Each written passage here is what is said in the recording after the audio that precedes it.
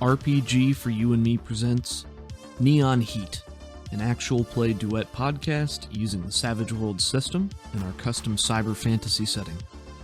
It's been a labor of love creating it for the past several years, and we hope you enjoy. Previously on Neon Heat, Athena evacuates Pavi from the site of the ambush to the spire where Roja starts tending her wounds. Athena lets Pavi's dad know what happened to her on her way home. Later that night at the apartment, Zadal comes over, and he tells her that, among other things, something is really wrong with Silas.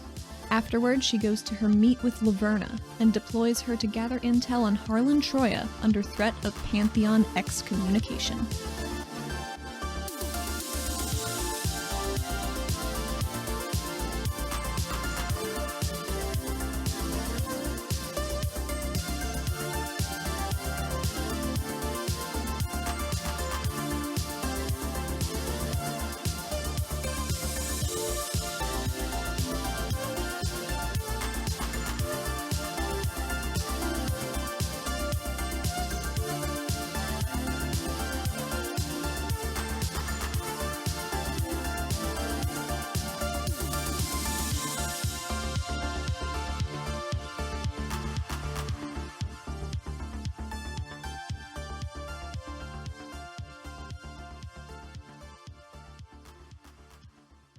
I'm going to give you an extra Benny at the start of this session because I really liked your line at the end of last session. I thought it was very good. Make more than one way to make an invisible girl disappear. It was really cool. Can I have an extra Benny? Do you not have any over there? I have 3. I have my requisite 3 bennies. Thank Clack. you. Excellent. We open to see the kitchen of Eskar glow, Clint Sedaris' restaurant. In the kitchen, we see Athena on the phone, and Clint and Val moving back and forth in the background, preparing some food. And we hear a voice coming from the opposite end of the phone. Yeah, this is Phil Nutter.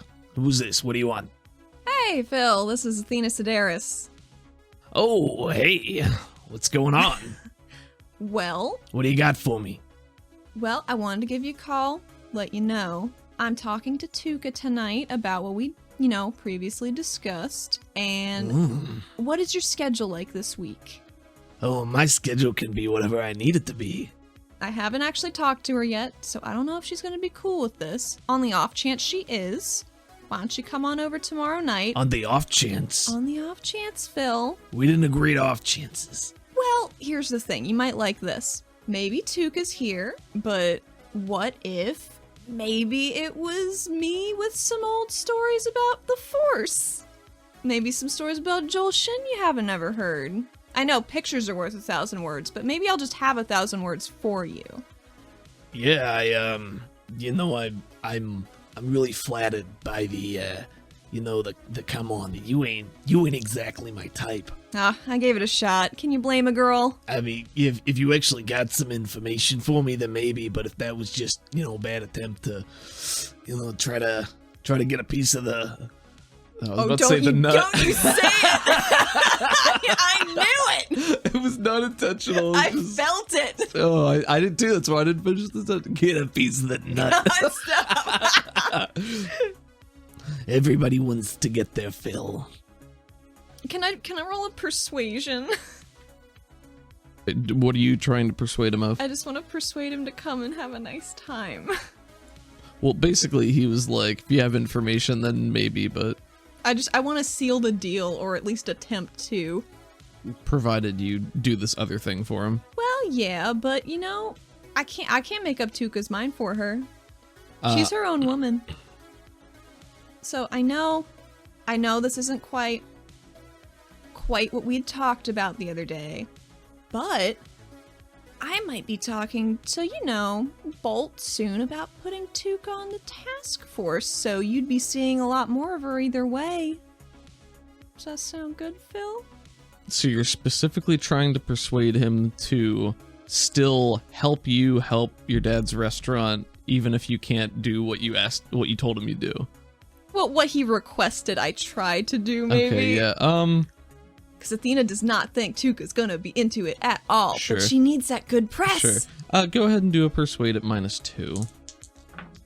I'll give you back this penny you Just graciously keep it gave over me. there. I don't think this is gonna work, but maybe. See, this is important to Athena. Mm-hmm. Yes! How's a 5 treat you? 5 is a success, and he says, Well, you go and talk to her. Oh, I will. Oh, you will.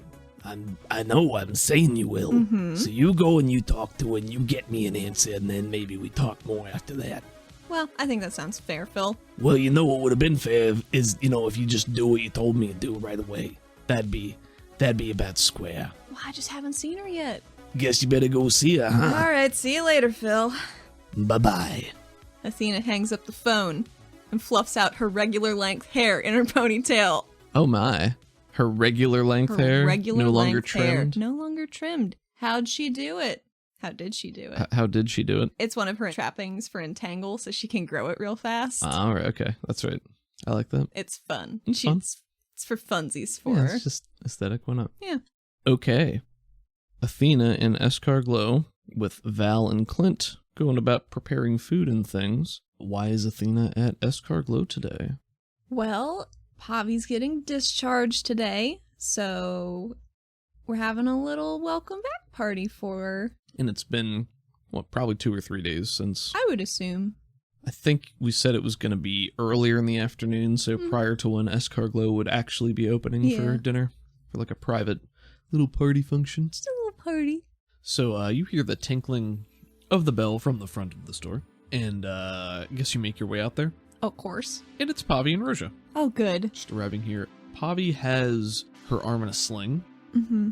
It's got sort of a very light cast over it, but it is held in place. And Pavi's dressed in normal street clothes, little t-shirt and jeans and stuff.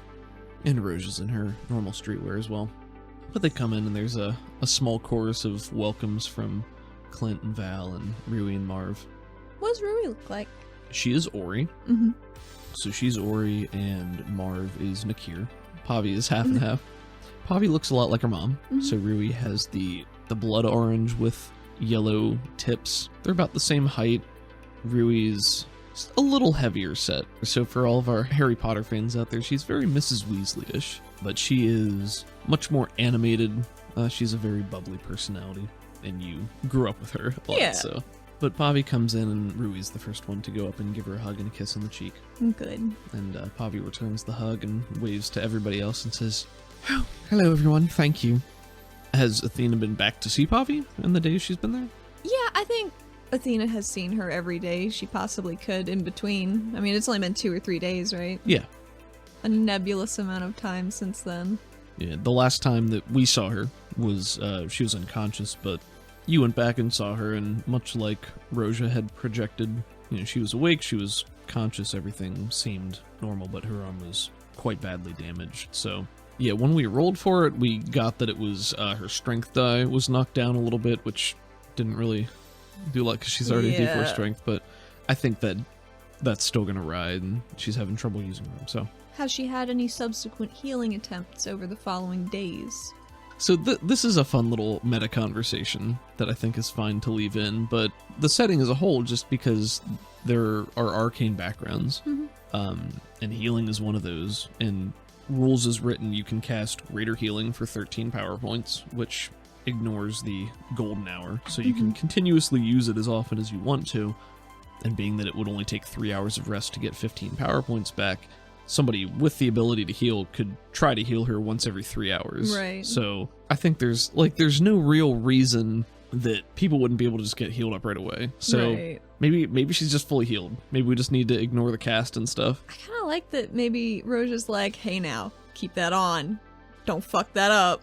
Wounds can be recovered from pretty quickly when you have access to what is effectively magic. Or magic medical care. Or inexplicably powerful science type stuff. I mean, it's not like we're in Deadlands where all the doctors have the fucking rusty scalpels and shit. Yeah, exactly. So I think our setting is a bit pulpier. It's more action, adventure oriented. Get hurt, get healed. Exactly. So we could even, as like a setting rule, say that people make their natural healing rolls once every 3 days or once every day instead of once every week. Because Rippers, it was every week, right? Yeah, like by default, you make a natural healing roll once every week. There's also rules for like gritty damage. Like we could even have faster healing, but gritty damage. Gritty damage is whenever you take a wound, you roll on that injury table.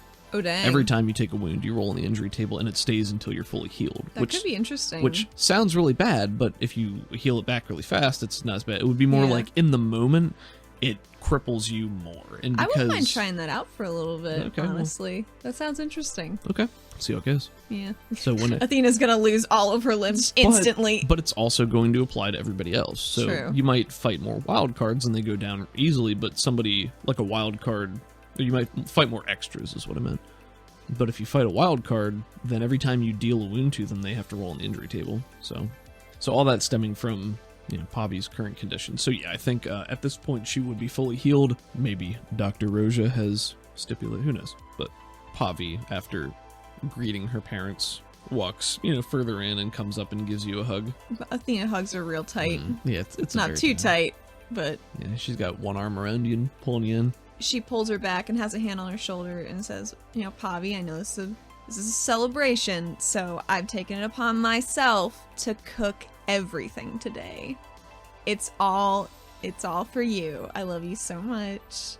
I think there's a moment of panic in her eyes, but then pretty quickly goes away and says, there's no way you could ever pull that off, so I know you're lying. And she gives you a little bit of a punch in the side with her good arm.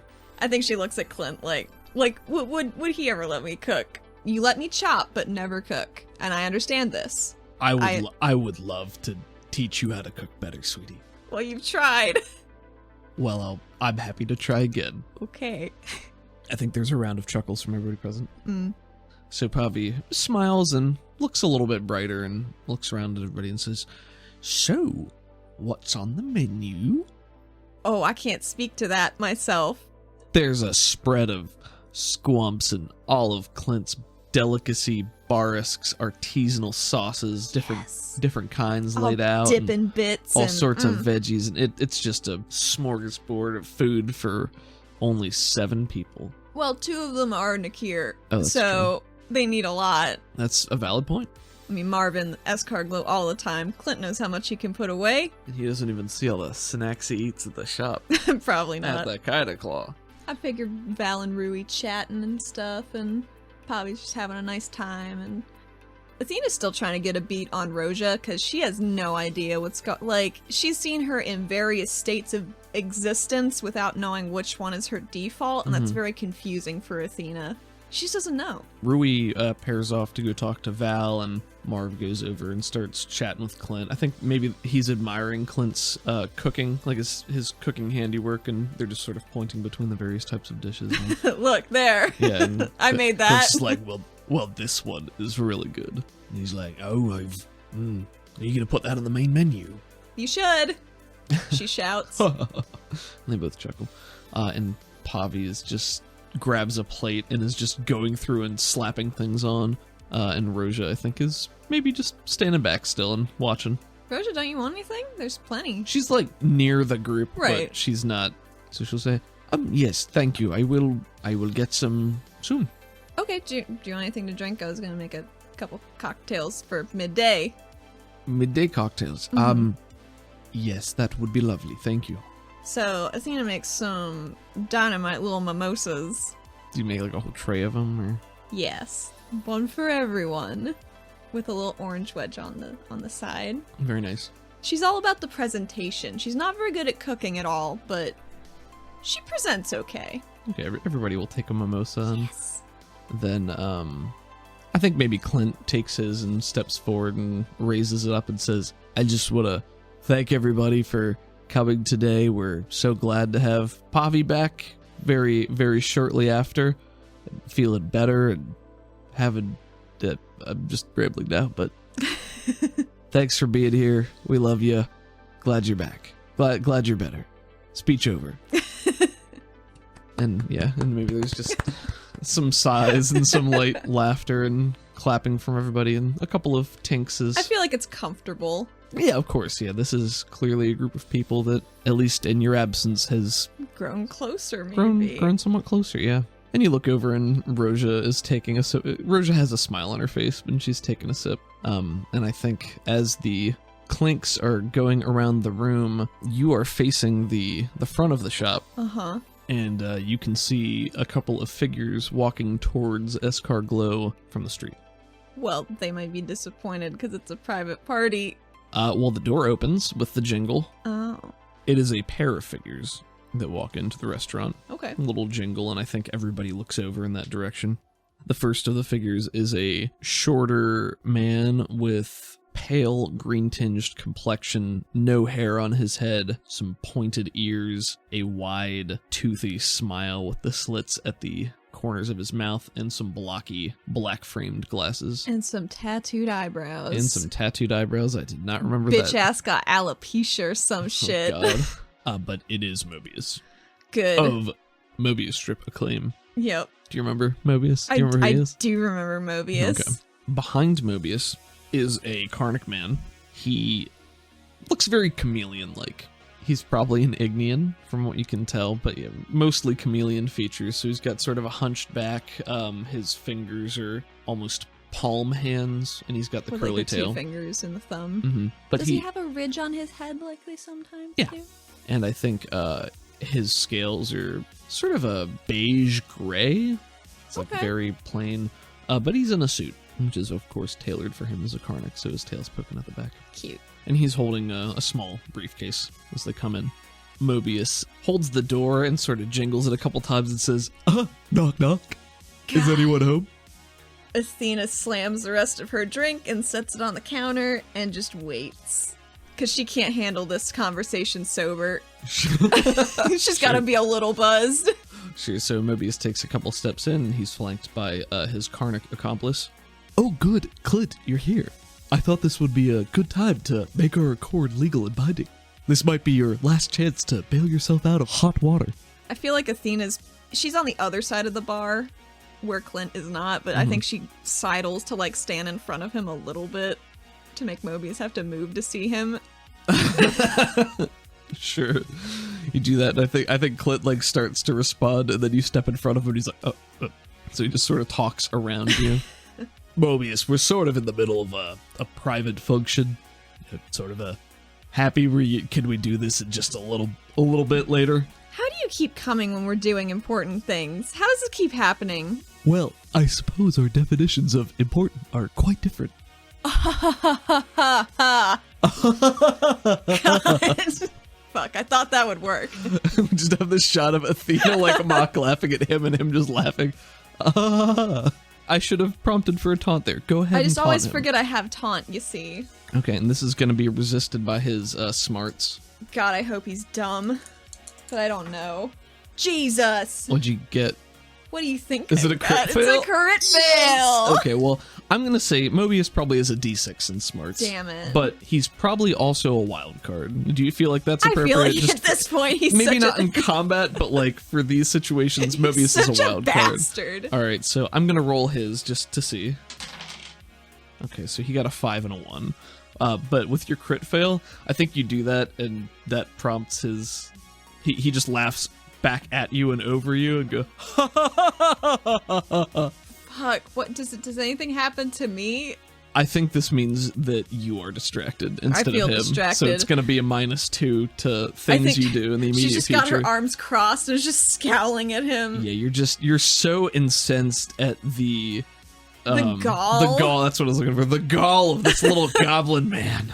The gall. The gall. Imitation is the most sincere form of flattery. I guess she can't say anything else because she's very distracted right now. I think she's just trying to survive this at this point. And Mobius puts his 3-fingered hands up in front of him and rolls the fingers together and says, Well, Clint, I am a busy man with a thriving business and only so much opportunity for frivolity. Consider this my form of flattery, that I take time out of my busy schedule to come here and help you save your business. Or lose it, as the case might be. Oh yeah, your busy days singing karaoke must be rough. So busy. Business is booming. I think Clint chews at his lip and looks around, and Marv and Rui, basically just like, hey man, come on. You do what you need to do, Clint. We can wait. And Val gives him a supportive nod. He says, All right, Mobius. Let's get this taken care of. Just hashing it out, I guess. yep. And they pull up some chairs and a table, and they sit down on opposite sides. And I think Clint and Mobius are just laser eyes at each other. And Mobius holds up a hand and says, I'd like you to meet the neutral party attorney of our court. and the chameleon Karnak steps up and says, My name is Kip Ma. We are here to draft an agreement between Mobius Richter and Clintero Sedaris. We will discuss and decide terms which will serve thereafter as binding contract with obligations requiring fulfillment. It may be annulled if agreed upon by both parties. And he just sort of looks at both of them and blinks his eyes independently, like one eye is sort of on each Pixar side. blink, kinda. Yeah, exactly that. So he's standing at sort of in the middle of the table with one eye on either of them. Nice. Puts his briefcase on and clicks it open, and he moves not comically slowly, but he definitely Pretty slow. So you don't know if maybe this is part of his biology or if Or he's his just stick. or if he's like super old maybe. Oh, 'Cause he could be it's old. hard to tell with Karnak Yeah, because they Karnak can get real old. they can, and not every Karnak does get really old. The Karnak were one of the two predominant races prior to the Zero, so it was humans and Karnak. But after that, they, like every other race, had some physiological changes. Mutations. So maybe that's an edge that we'll add in, like they can take at a certain point if they have a certain Yeah. vigor or something to like extend their lifespan and no other benefit. That's just it. Anyway, but Kip puts his briefcase on the table and clicks it open, and his hands just, moving really slow, deliberate, getting everything done, pulls out like a piece of paper at a time. At a certain point, it does become comical, and it Right. just takes a long time to do. Oh, I think Athena's flicking real worried glances at her mom in the corner. Yeah, and Val looks back at you, but sort of gives a little shrug maybe, and then looks back to your father, and then back to you, and then back to your father. Just sort of like solidarity. Yeah, we're all here for Clint. We're all here for him. Sure. He's the best chef in the city. Basham. Best chef. All right, so Kip says, first you must determine terms of accord. What are the terms of this agreement? Mobius and Clint look at each other, and then Clint says, if I win the contest, Mobius has to pay all the back rent on the building and publicly acknowledge me as the better chef. And if I win the contest, I get to buy your building out from under you and evict you and expand the Mobius Strip to my prestigious second location directly across the street. Exciting. But that's kind of a shitty idea to expand right across the street. I mean, you do you, but Kip, the chameleon, he's writing this out as they're talking, and Mobius looks up to you and says, I see what's happening here. You think I'm doing this as a sound business strategy. no, That- I never assumed that, Mobius. Oh, maybe you should have, because there seems to be quite a disparity between the success of my establishment. and he points behind him to where you can see there's still a good amount of foot traffic. And this place. This is purely a struggle of wills. I don't need to be involved in this at all. That's how successful I am. This is purely entertainment for me. I could make far more investing my time elsewhere. Instead, I'm offering you the chance to save your family. And yet, I'm the bad guy. Clint is just like staring daggers at him. Villains usually do think they're doing an honorable thing, don't they? I could have ignored you and let your business fail. In fact, And I think he pushes his chair up and takes the paper away from Kip and sort of shakes it there. I could turn around and leave right now. Is that what you want, Clint? And he waves it in front of Clint's face. Clint looks over to you and sort of arches an eyebrow like, is this a bad idea, sorta? I think she shakes her head at him and is like, trying to convey, like, no, you got this. We've got you, you got this. Clint takes the paper out of Mobius's hand, puts it back on the table and puts it in front of Kip, and he says, I could find another way, Mobius, but this is gonna be so much sweeter. and he just leans into it and grits his teeth. And Mobius Like father, like daughter. then pulls his chair back and sits down. And I think this time he's like lounging in his chair and he puts his feet up on the other side of the table. His little, like, he's short, remember, so he's like making effort to do this, and he is a little less visible in the chair. I want to shape metal. Okay. I want to take away the area of the table that he has his feet up on so he falls through it. Okay. Go ahead and roll it. 9 to activate. Oh, I thought that was a 6. Okay. No. I thought that was a 6 and a 3, and you added them together. No. And I was like, is that how that works? yes. I was really confused for a second. Sorry. Athena's eyes glow just a little bit, and she flicks her wrist backwards to just shoo the metal of the table from under his feet into a little semicircle away so he falls through the table. Does this happen after he's already put his feet on the table, or is this as he goes to put his feet on the table? They're already on the table. Okay, so he puts his feet up, and then you just yank it Yep. away from... Okay, gotcha. But only like exactly a Mobius footprint she shears away and puts back as he's, as he's fallen through. Yeah, so I think he was in the middle of just about to say something to Kip, and then his feet fall through. He goes, oh! And is just thrown off. His glasses are askew, and I'm not going to make him roll for that. I'll say that that distracts him. Nice. There's I think a round of soft chuckles from everybody else in the room as that happens, and maybe a couple of like Golf claps. golf claps. And then Mobius looks up at you and kind of bares his teeth just a little bit. She shrugs and smiles. Changes his glasses and goes to sit back at the table. Kip looks up and he says, what is the contest? And I think maybe both Mobius and Clint together say, Cook off. Just looking at each other. Who will the judges of the contest be? This has not occurred to Athena. Yeah, I think they both blink at each other too. And Clint goes, Maybe Marv speaks up and says, maybe Clint, maybe you should both pick 2. Maybe you pick one, then agree upon a third. And Clint kind of looks back to Mobius, who shrugs. Well, I mean, at the festival each year, there are food contests there already. There's probably a panel of judges, right? I haven't been around for the past couple, but I doubt that's changed. That's a good idea. There's just sort of a round of murmur, assent. The crowd will remember that. Everyone's like, yeah, that's pretty good. Clint nods to it and says, does that sound fair to you, Mobius? Doing it at the festival? It'll be next month before the deadline. I think Mobius wrinkles his nose a little bit and says, Yes, that venue works for me. But how do we determine the judges? Well, how about this? Each of you can approach some of the judges from previous years, pick out a few, and then you guys can collectively agree on however many you want. I think Sounds fair, right? I think maybe Rui is the one who speaks up now. Well, I don't know if it seems kind of inappropriate for all of these people to be picking their own judges. Why don't we leave it up to the called?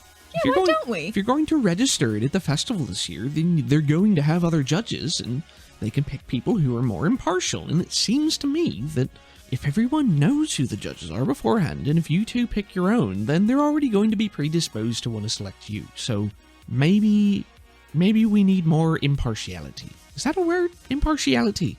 Well, I don't see why it can't be. Language is in flux, Rui, you know. Thank you, dear. That's true. And she gives you a smile. Yeah, Athena And winks at her. Rui has longer hair than Pavi. Like, obviously a different cut, but hers is more traditional, kind of flopping all over her shoulders, and she's wearing a billowy skirt, and just very, very happy looking lady. She loves her family. Athena knows.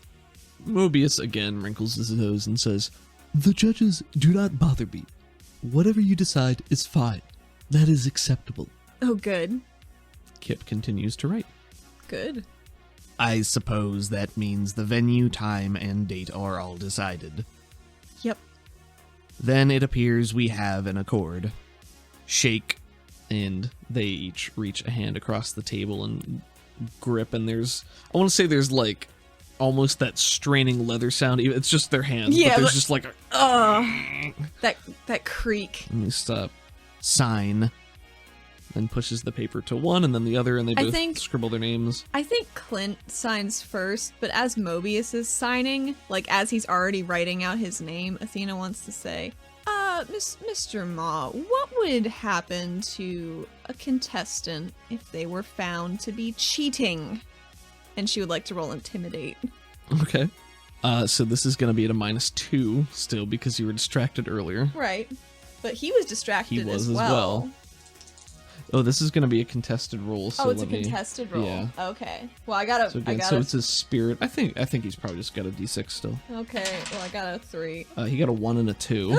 And you say that, and maybe from where you're looking, you see in his swooping signature, there's like the briefest little stutter, and it just goes. So it just looks She a little nods to jankier, but he doesn't look up. He just keeps going. Kip says, "This is a legally binding contract. If either party would be found to be breaking this contract or invalidating it through chicanery of any kind, they would not only forfeit their interest in the contract, but could also be prosecuted to the fullest extent of the law." Would you mind if I grab one of your business cards? Not at all. She walks over to grab one, and as she's turning back to return to the counter, she gives Mobius a nice little clap on his back. There's just a little... But yeah, so you get a business card from Kip, and it's got his contact information on there. And then he takes the completed contract and looks around at everyone and says, "Good day to you," and turns to leave. And Mobius is still at the table and pushes himself up as Kip is walking out and starts making his way towards the door and pauses to look back at all of you and says, "Enjoy the time you have left with your happy, happy memories. Really, I'm doing you a favor when you look at it that way." You know what? I don't think Athena has any words specifically. She's already said more than she probably should have. Athena's gonna utilize her still active shape metal and have a chair corral him towards the door without her moving. You can have a penny for that. That's Yay! really good. It's very good. Thank you. Yeah, so the chair, like Merlin, just starts pushing him closer to the door. Very Sorcerer's Apprentice. Yes. I think she's just manipulating it with one hand. Her fingers will twitch how she wants it to, like, move in space, kind of, but maybe behind her back. But obviously he knows. Like, who's gonna be? Who could it be? This magic chair is pushing me up. And I think when it first approaches him and bumps him, he just kind of goes, "Oh, oh, very, very cute trick. I'm full of them. I'm going. Not fast enough." She bumps a chair into him a little bit more. I think as she's pushing him out, she just says, "Say hi to Dick for me." And yeah, I think he just lets the chair push him out and he says, Oh, I will. Don't worry." and then closes the door and just stands on the outside of the door looking in for a moment, and you hear his laugh muffle just She pulls down the blinds. and they go down and he stands there beside the Like silhouetted. yeah, and then he leaves and he walks across Good. the street and goes back into his I think she restaurant. goes and grabs a chair with her actual physical hands and puts it back and puts the blinds back up. Yeah. That bastard. And Pavi is biting a smile. That was good. I like that. I thought it got the point across. Oh, I think he got the point. And he looks over to Marv and he says, "Marv, would you be able to put in a word with the Baron about this? Todd." Yeah, how's Todd doing? I haven't seen him since I've been back. Oh, he's doing quite well for himself. I heard. Things are going well. Yep. Oh, of course, Clint. I'll be happy to say something to Ton on your behalf. I'm sure he'll be happy to help you out. We'll get this straightened. Don't you worry. Got a couple of weeks yet. Yeah, it'll be fine. Yeah. I think she stands with a comforting hand on Clint's shoulder, just making sure he's feeling good. Yeah, and he looks up and he gives you a smile and he pats your hand. And his salt and pepper mustache bristles a little bit. As it it like does. stretches out as he smiles a little bit. I think maybe only a moment or two later the door tinkles again and somebody else enters the restaurant. The restaurant? The restaurant. Well, who is it? Is it Mobius again? Because she might resort to actual violence this time. No, it's Tuca. It's Tuca! Tuca, yes. You had invited Tuca I had invited to come Tuca. and meet you here this afternoon. But she enters the restaurant and she's dressed in casual wear. Her form is smaller. She's hunched over a little bit and she's sort of wringing her hands together and takes a step or two in the door and says, "Oh, am I interrupting something?" No, no, you're fine. Come on in. Everybody that doesn't know Tuka, this is Tuka. She helped me the other night when I was coming back into the city, and she's a delight. We're gonna go watch some Shazad. Yeah, and she waves her clawed hand to everyone, and her smile is very wide. She's got a wide mouth. She says, "Oh, hi everybody. I'm Tuka," like she said, and she sees Pavi and waves, and then she sees Roja and kind of gives one last awkward like, "Hey, how's it going?" Is everything okay? Because I just passed somebody. He looked got like a real nasty look on his face. Oh, what did he look like? I don't know, just like angry, like a sourpuss. you know? Good. Oh, good. Like he just wasn't having a good time. So everything okay? It's a lot better after we found that out. Oh, good. Well, okay. Well, good. Yeah. I'm glad.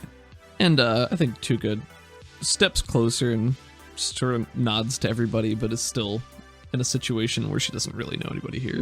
Right.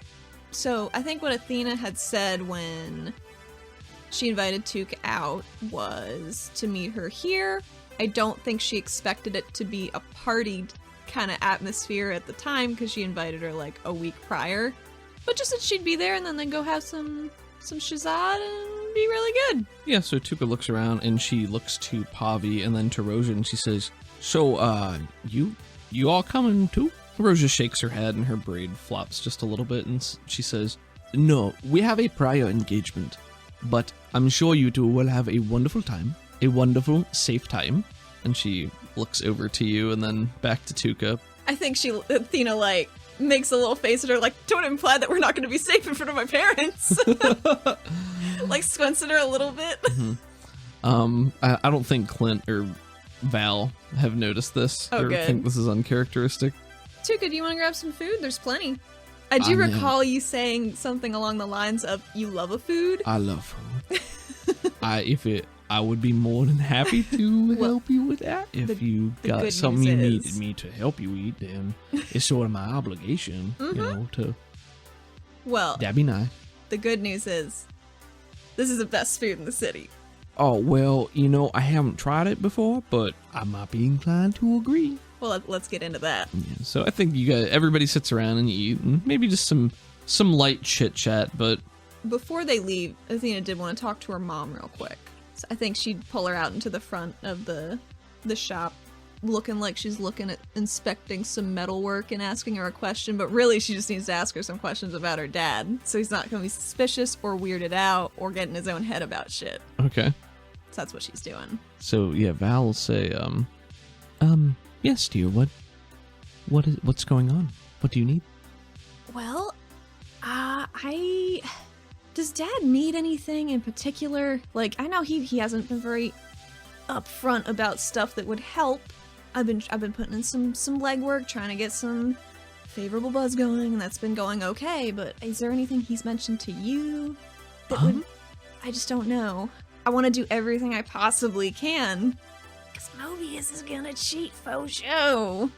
Well, I think if we have the contest at the festival, that will go a long way to making sure that we can have a better idea of what's going on and who's there. If we can find out who the judges are beforehand, we can make sure that Mobius doesn't Get his little fingers in them. That's a good way of putting it. Probably a grosser way of putting it than I needed to. she gives you a pat on your arm and sort of a pinched smile, but Your father hasn't said anything like that, but I think we just need some good words. Some good, what do they call it? Buzz, yeah. Good buzz. Good buzz. I'll keep trying to do that.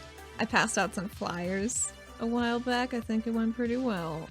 Buzz is, well, now that we have the agreement, then it really just comes down to the contest. So we need to, maybe if we got more people in who were at least trying the food, they could give him more feedback.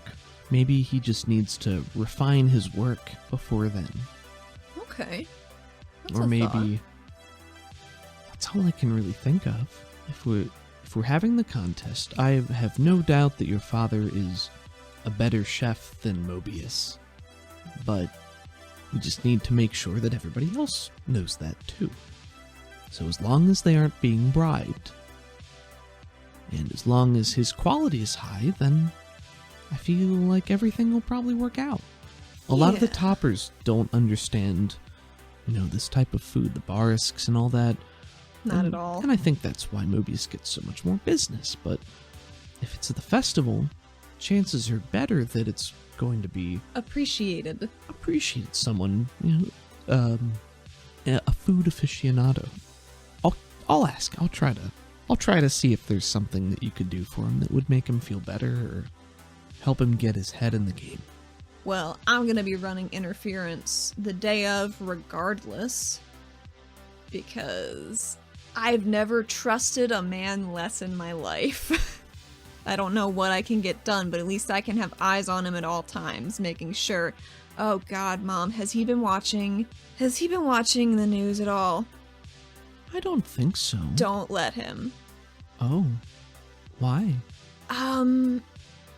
Dick Richter works for Novi now currently and has been running some ads for his dad that have been featuring dad in ways that aren't flattering, just kind of as a background item. And I think they think it's super funny, but if Dad ever sees them, they would destroy him. So we're never gonna let him see them, if that's a possibility. And she's grown more concerned as you've continued to talk, and she nods to you. I think that's why the restaurants are kind of flip-flopped on productivity versus quality. Oh dear. Well, it shouldn't be too hard to make sure he doesn't see that. Yeah. Oh, And she takes a step closer and puts a hand on your arm and says, have his parents seen it? Yep. Oh no. Yeah. Did they say something to you? Oh, they tend to. I made it very clear that Dad just needs encouragement and support. I'll make sure he has that from me, and he will never see that advertisement. That's good. That's good, because... She sort of gives you a pat each word she says that. Yep. But you get the feeling maybe it's more for her own reinforcement than yours. Yeah. Like, now I have to make my mission that he never looks at a monitor again. Oh, God. But at least she knows about it now. Mm-hmm. She's been prepared. Yes, now she knows. And I think as they're walking back in, Athena grabs one of those little glowy flowers from off of the vines that's grown up the building and puts it in her hair. Val's hair? Yeah. Oh, thank you, dear. It's so pretty. You always have such excellent taste. Well, maybe. You do. Dusts off her hands like she's been doing some light metal working to complete the ruse. Uh-huh. And says, Tuka, you ready to go?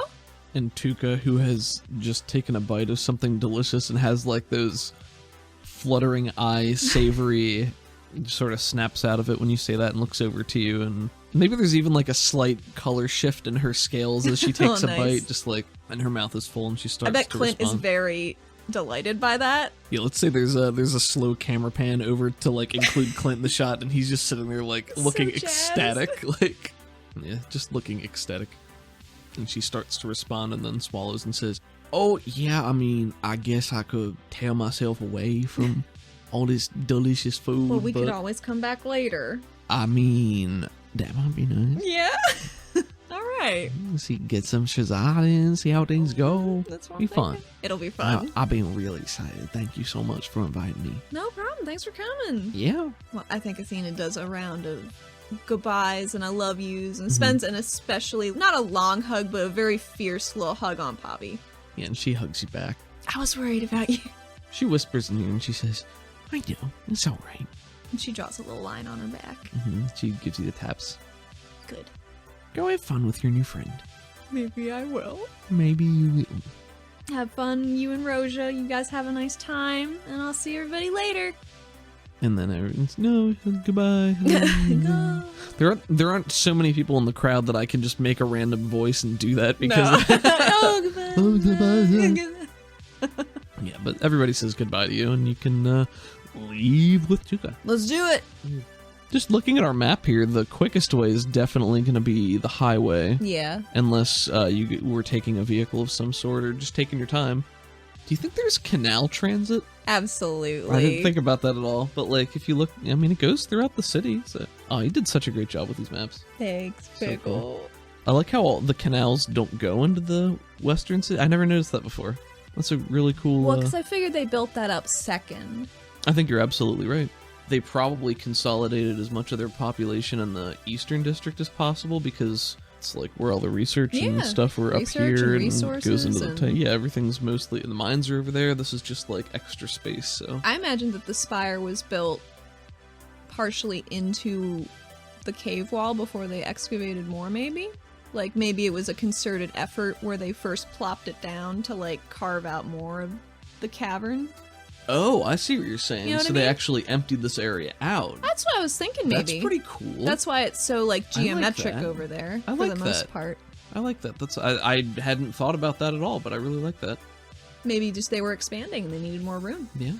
So like, fuck, we gotta dig. Yeah. And maybe they just can't dig anymore because it's not stable. That's kind of what I figured. Like they're at the point where they can't safely expand the cavern walls, but they can like go deeper into the tunnels and stuff. Cool, I like that. Athena and Tuka leave Escarglow. We do. So Escarglow is located on the southern side of the city, Pretty close to the wall. pretty close to the wall, in the southeast. And the Shard, which is the arena for Shazad, is in the far northeast of the city. Mm-hmm. Also along the wall. And the most efficient way to get there is the highway. True. Is that what you guys are doing? I think we'd take the highway to the stop under the shard and then walk the rest of the way. Because I think the Like one this right one right at here? the shard can get a little congested. Sure, that makes sense. Okay. Just a little walk, Not that far, but a little talking time.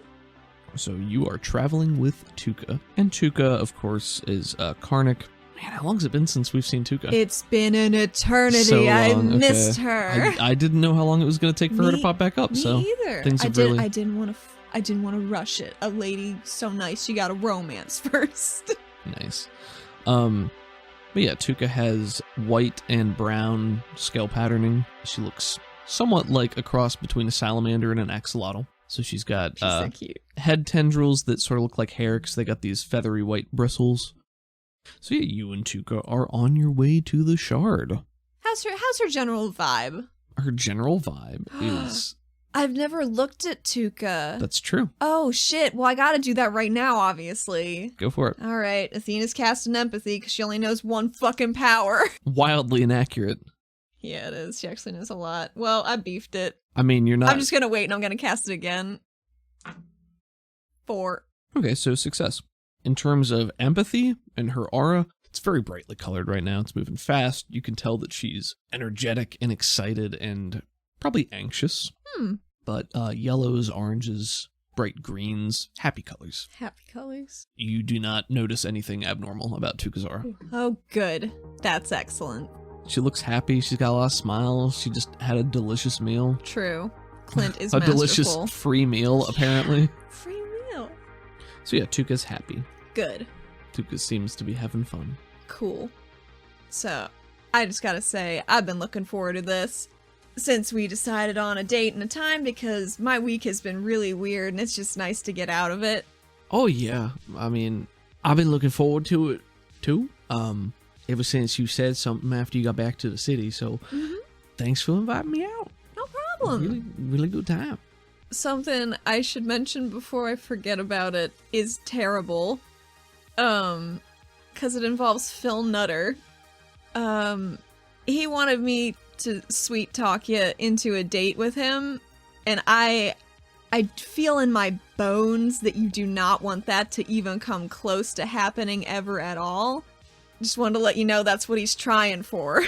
I think So be head on a swivel on that one. you say that, and I think as soon as she figures out where the conversation is going, her hair tendrils flatten just a little bit. They're not as perky, and her expression is sort of that.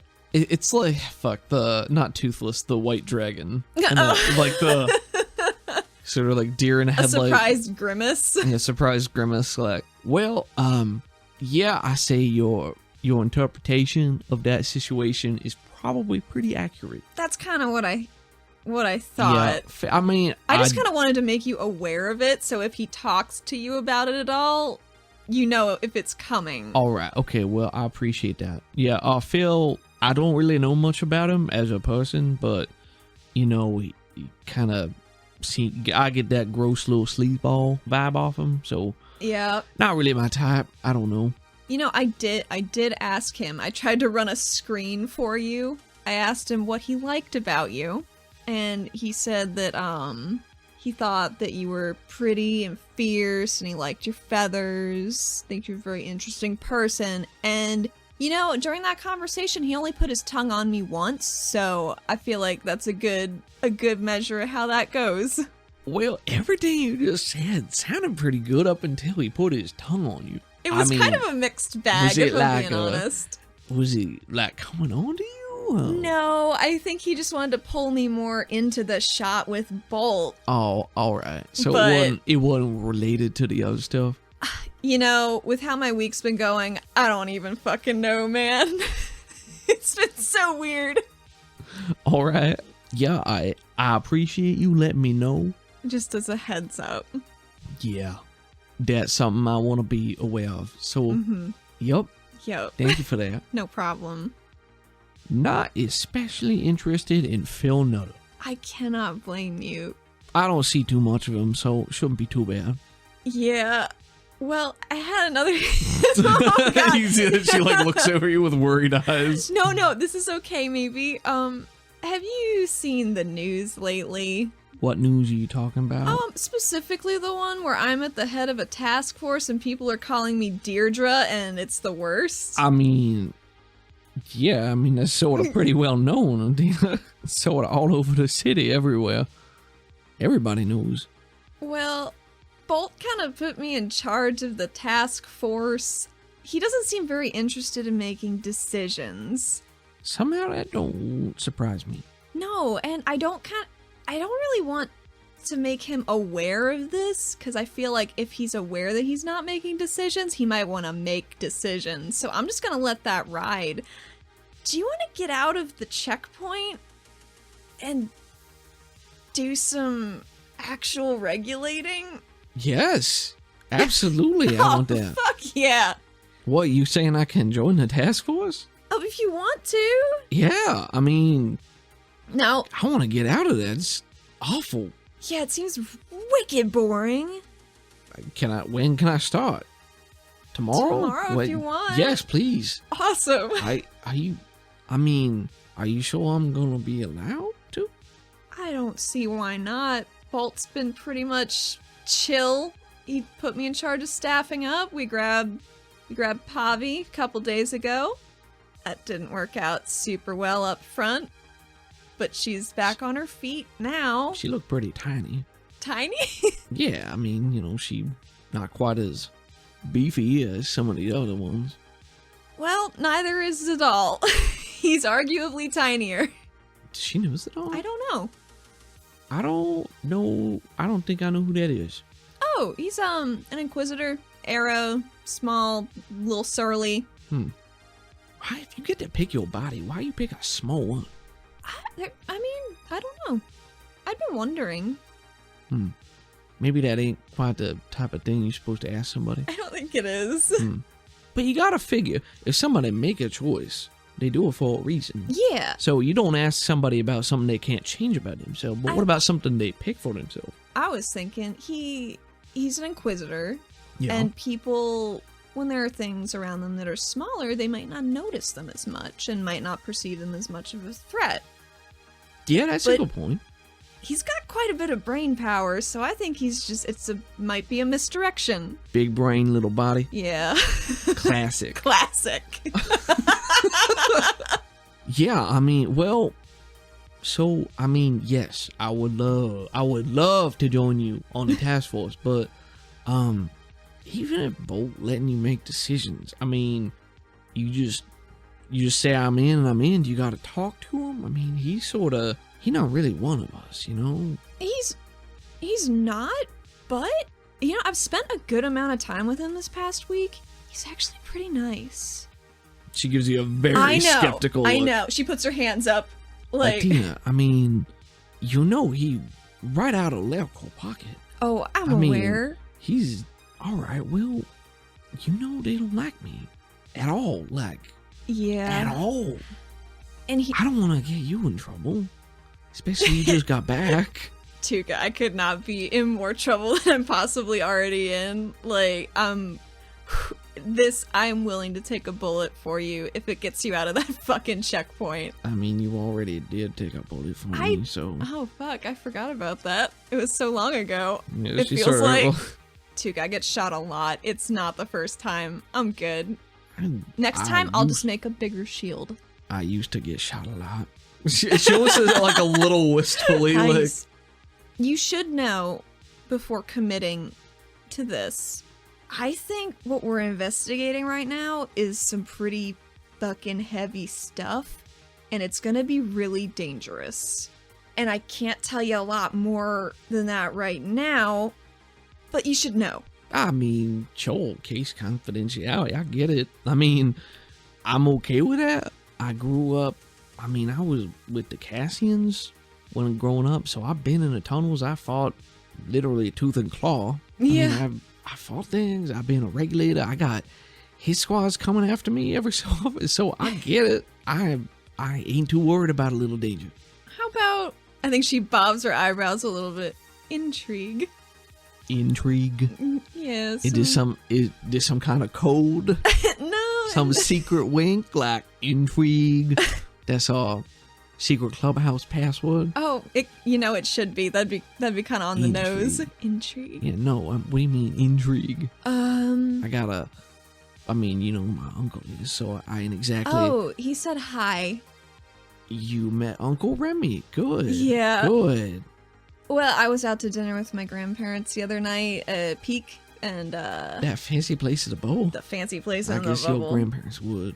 Yeah, I think it's their favorite spot, but the food's not quite up to standard. And I think she buffs her fingers on her shirt, though she's done nothing to facilitate anything her father has cooked ever. Yeah, well, I never been there. My he tried to take me a couple times. I didn't want to go. I didn't really feel comfortable there, but you know, I can understand that. your daddy got real good food. This food's the best. Yeah. It's so good. Yeah, I mean, if you think it's gonna be okay for me to join up, then yeah, I'd really like. Yeah, please. Yes. Oh, finally something goes right.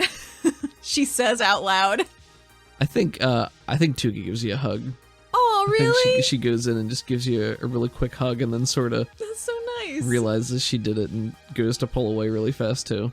Just sort of like, oh, sorry. That's okay. I'm just really excited. I get to go back and do stuff again. Yeah. I mean, being wasted up there.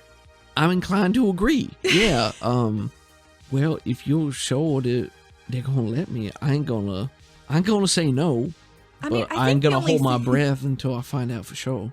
I'm pretty sure the only criteria Balt gave me was good in a scrap and public image. I don't know if he specified good or bad, but we'll find out. Tuka looks a lot more worried at that.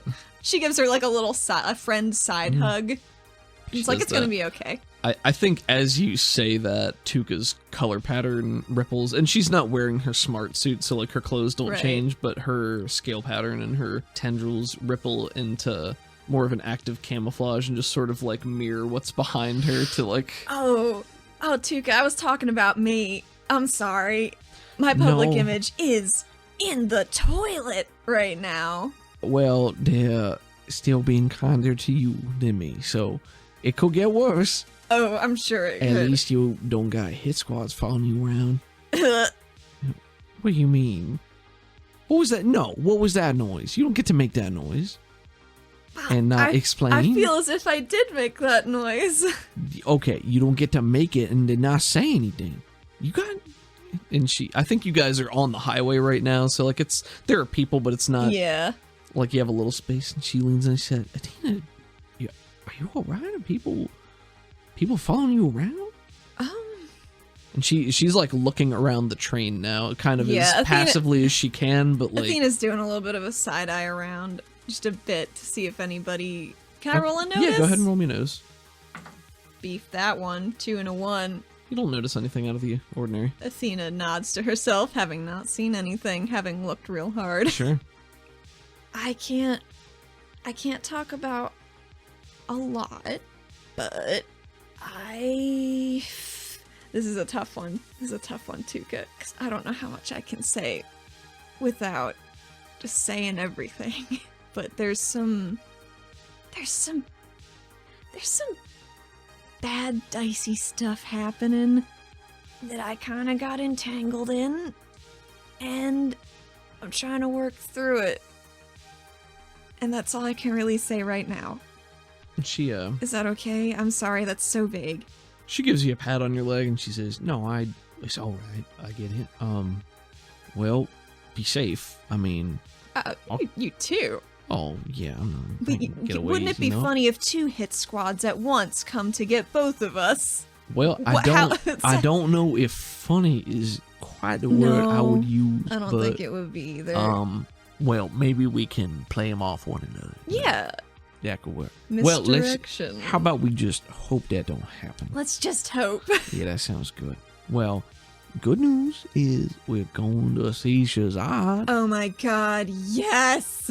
She says. As your train pulls up to the station just to the south of the Shard, and this close, the Shard is a large structure. And so the Shard itself is an enormous crystal feature growing out of the ground and the side of the eastern cave wall. It's a bit smaller than the size of a traditional sports stadium. Caudonix's population, I think we said, we don't have a fixed number, but in terms of the size, it's probably between 100,000 and like 250,000. I think depending people, on the amount of tourists. Yeah, it's like 4 square miles. 4 to 5 square miles, so it's not enormous, but there's some space there. AleraCorp tourists are probably the biggest percentage of people, but they don't come... The footprint's smaller, but it goes up, so it's a lot more space utilized than in an average city. So about a quarter of the structure is up against the cave wall, with 3/4 of the crystal sort of ringing out, so it's like a circular structure. The exterior points upward and outward, and they're just these huge jagged crystals against the backdrop of the cavern. It's one of the biggest energy shells in the city, and it's connected to the main source through a network of crystal roots underground, and that would be the main crystal that's drained by the siphons. In the mine every day? In the mine every day. And a majority, or a large amount of the excess runoff energy gets sent to the Shard. So its busiest time is in the afternoon, evening, after the discharge goes out, when most of the mine workers are free from their shift to go out and do things. Not a lot of people in the city know exactly how all of that works because it's pretty specialized. But, right. And the energy is used to power many things on the Shard's end. The Shard itself is manned by the Cassians. Mm-hmm. Cassians...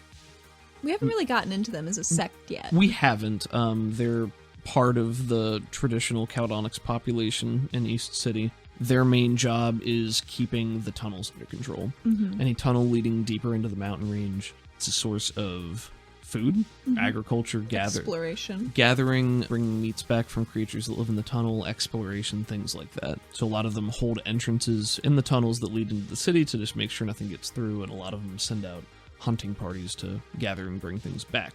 But the Shard is connected to the wall of the city. Right now, the exterior crystals are a roiling sapphire blue with streaks of yellow and orange energy bolts rippling through it, glow and pulse in different patterns. And you know that people trained as siphons also have the ability to interplay with this energy and manipulate it in this way to make different colors and patterns and intensity and things like that for basically visual effects. Yeah, it's definitely a more artistic application of it. And I don't think every siphon is suited for it, but some of them are. Sure. And you guys get off the highway and you make your way down the stairs in the crowd, heading towards the Shard. The exterior entrances cover about a quarter of the exterior, and you can enter from any angle, but it looms high in the sky. And it's hard to say how visible it is from across the city because there are a lot of tall buildings in the city that I think like obstruct your view of it until you get a lot closer. I think the most visible thing about it from afar is the glow that it puts off. That's true, yeah. Because it's very bright, at least from the outside. And I think they probably keep it less bright throughout the day on purpose, so it's not like a big eyesore distraction, Yeah. but especially when there's an event going on or they want to draw people in, that's when they turn it up to 11 and really put out those Shazad vibes. Really give them the business. So the exterior, again, it looks like a traditional sports stadium with all the ticketing booths lining the exterior and many of the entrances, and you can go up and purchase admission for a nominal fee. I think Athena gets Tuka's fee, Tuka's ticket price, because she bought her a sandwich. That's true. Oh, well, thank you very much. Well, I had to pay back, the sandwich debt. It was a near and dear sandwich to my heart, because I was very, very hungry, you see, so Oh, I understand. this is more than worth it. Well, it wasn't necessary, but I appreciate the gesture, and I'm real excited to be here. Oh god, me too. All right. I think she hands her her ticket, though. Yeah, and she Just takes the ticket. keepsake. And you guys walk in, and there's a ticket checker who probably, I don't know if he scans them or just, I think he probably just collects them. Probably and just sends them eyeballs it, tears it off. and yeah, tears it off, and you guys go through some turnstiles. Ooh, I love a turnstile. I really love Is a it the turnstile. one? Is it one that is at the hip, or one that you walk through like a revolving door? I think it's These a are hip. the important questions. I think this is a hip. More informal. There is no assigned seating in the shard, so it doesn't really matter where you enter from. So you guys make your way through the turnstiles, and then maybe there's another short set of stairs that you can go up.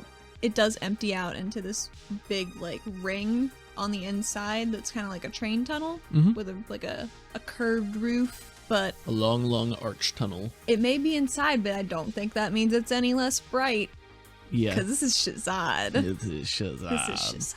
So I think there's just merch booths everywhere. It smells like good food with all these concession rings. I'm basically imagining it like a hockey rink, how there are all the concessions around the outside, but instead of an oval, it's a semicircle. Yeah, I think that's pretty accurate, and you can find just about any kind of food that would be sold in the city here from vendors. They have people selling programs, memorabilia, merchandise, Plushies. plushies. Sure, I'm sure there are plushies. And there's a stand with some free pamphlets promoting other city attractions. Oh, she still has it in her back pocket of her jeans, maybe. It went through the wash, though, so Ew. what are you gonna do? Yeah. But it is bustling in here. There's a lot of foot traffic and a lot of people. The noise and energy level is higher and higher the deeper into the shard that you get. And all sorts of smells wafting through the air. It's warm, it's sticky, but What are you gonna do? yeah, It's worth it. absolutely. As they're walking through the inner ring, she wants to make sure to look up at the mosaics and the murals, because she loves those. Of course. And on the walls are the enormous murals depicting famous battles or moments in the shard's history, representations of past Kassars and aspirants who were the competitors in Shazad. Man, you could literally spend days walking through this tunnel and just admiring the artwork and learning the history and all things like that. And she has. And they're made from a combination of painting, chiseling, stone sculpting, and crystal artistry. They're vibrant and colorful. They're all by different people. People come here just to look at this too. It's an institution. As we approach the stadium seating, are there perhaps those boys carrying around trays of lemonades that are just like water with lemon slices in them, like they do at everything ever? Sure, Do you know what I'm talking yeah, about? of course I know what you're talking about. Anybody who's ever been to a sport Right. and it's $10. Fuck. I think Athena will get 2 lemonades. Oh boy. Yeah, so Big spender tonight. big spender. Big Yeah, spender. you each get one of those and you take a sip and it tastes like lemony water. Perfect. I bet it's not even super good. It's okay. It's refreshing, but not great. Probably a lot of sugar. Not as much as you would have liked. Damn it. And it's pretty busy here right now. I mean, there aren't tens of thousands of people, but there's a sizable amount. Athena would like to pick up an aspirant registration packet while they're here. Yeah, you can definitely pick up an aspirant registration packet. Yes. They have like specific kiosks around that are like customer service or registration or further information. She grabs one real quick. She's like, I think my registration got dropped, because I'm pretty sure they only keep these on for like a year or two if you're not back. Oh yeah, you probably need to just renew, but you're still gonna be in a database. The conduit. Well. Yeah. Tuka, Do you compete or do you spectate? Oh no, I never got into the competition. Why? I don't know. I don't know I'd be very good at it. No. Oh my god, you'd be so good at it, Tuka. Well, I'm good at fighting. I can fight, sure. I was with the Cassians for a long time, and I kill my share of beasties, and I'm a regulator now, so I can do that. I don't know how well I do in front of crowds. No. When you're down there, sometimes you forget there's a crowd. I don't know I would. I'd be real nervous. And her scale pattern is sort of flickering a little bit. I think she pats her on her arms. Like, I think you'd be okay. Give it a shot. I don't know. I like it better when people don't know I'm there. That's how I do. That's how I'm good at things, I guess. I mean, you could just be see-through the whole time. That could be your thing. Whoa. Maybe, but is that really interesting to watch? I mean, you want to watch an aspirin that you can't even see? No. Okay, so you on. just add some accessories. Misappear, she says, putting her hand out like she's making a rainbow shape. Misappear? Don't that make it sound like I should be visible? Oh shit, maybe. Well, it's a play on words. I like to play on words. It's very creative. You've heard me talk. I'm not a very good talker. I don't know how I've managed to do this in the past, but you just kind of get into it. Yeah, maybe I'll think about it. Just kind of falls into place. I'll think about it. Maybe made in one of the skirmishes. Who knows? Who knows? What are you guys do anything else out here? Or are you gonna go up and find some seats? I think we're gonna go find some seats. I mean, she doesn't want to miss it. So, on this inner tube ring that they're still in, there are lots of like little tunnels that they can go through to the main Colosseum style arena, but I think there are also stairs that lead up to the upper ring, because all of them lead out to like the bottom of the Colosseum and people filter up. But maybe if people want to go to their boxes first, they go up because it's easier. Yeah, it makes sense to me. And the stairs lead, so the entire stadium is amphitheater style seating. There are no assigned seats. You buy a ticket, you come in, you sit wherever you want to, stadium style. The very top ring is where all of the private boxes are. You can only get there by climbing to the top, and there's really no other reason to be at the top because you have to have a box to be there. Right. So all the seats are sort of in like they're probably A arranged semicircle. in sections, but just so you can identify like what part of the Coliseum you're in. Yeah. I think Athena would want to plop down like middle of the pack, but kind of towards an aisle. You guys get some seats like right in the middle of the Coliseum, and it's starting to fill in. I think you're coming with the bulk of the crowd. And as you're sitting down, Tuka says, "Oh, I'm real glad we didn't miss the shaping. That's one of my favorite parts. Oh my gosh, it's so cool. It's I so love much it. fun." Yeah. Oh, and she stomps her feet just like a little bit in anticipation. Oh, this is going to be so much fun. I think it is. She slurps real noisy on her lemonade. Yeah, One of those was for Tuka, by the way. She wasn't just a jackass that got 2 lemonades for herself. All right, so as you guys sit down, you get a better look at the stadium itself. And everything here is stone and metal, like all the structure itself. But the exterior, the enormous crystal, makes up the outside of it, and probably like the top. It's a shell. There is no roof; it's all open air. But the actual seating and the internal structure is stone and metal. So the shard is built into the... Well, I mean, it grew out of, like, the cave wall. So a lot of the back wall is just this sheer cliff face. Yeah, and that's true. The shard is a natural phenomena it's most crystal sources, veins, you could call them, continue to grow.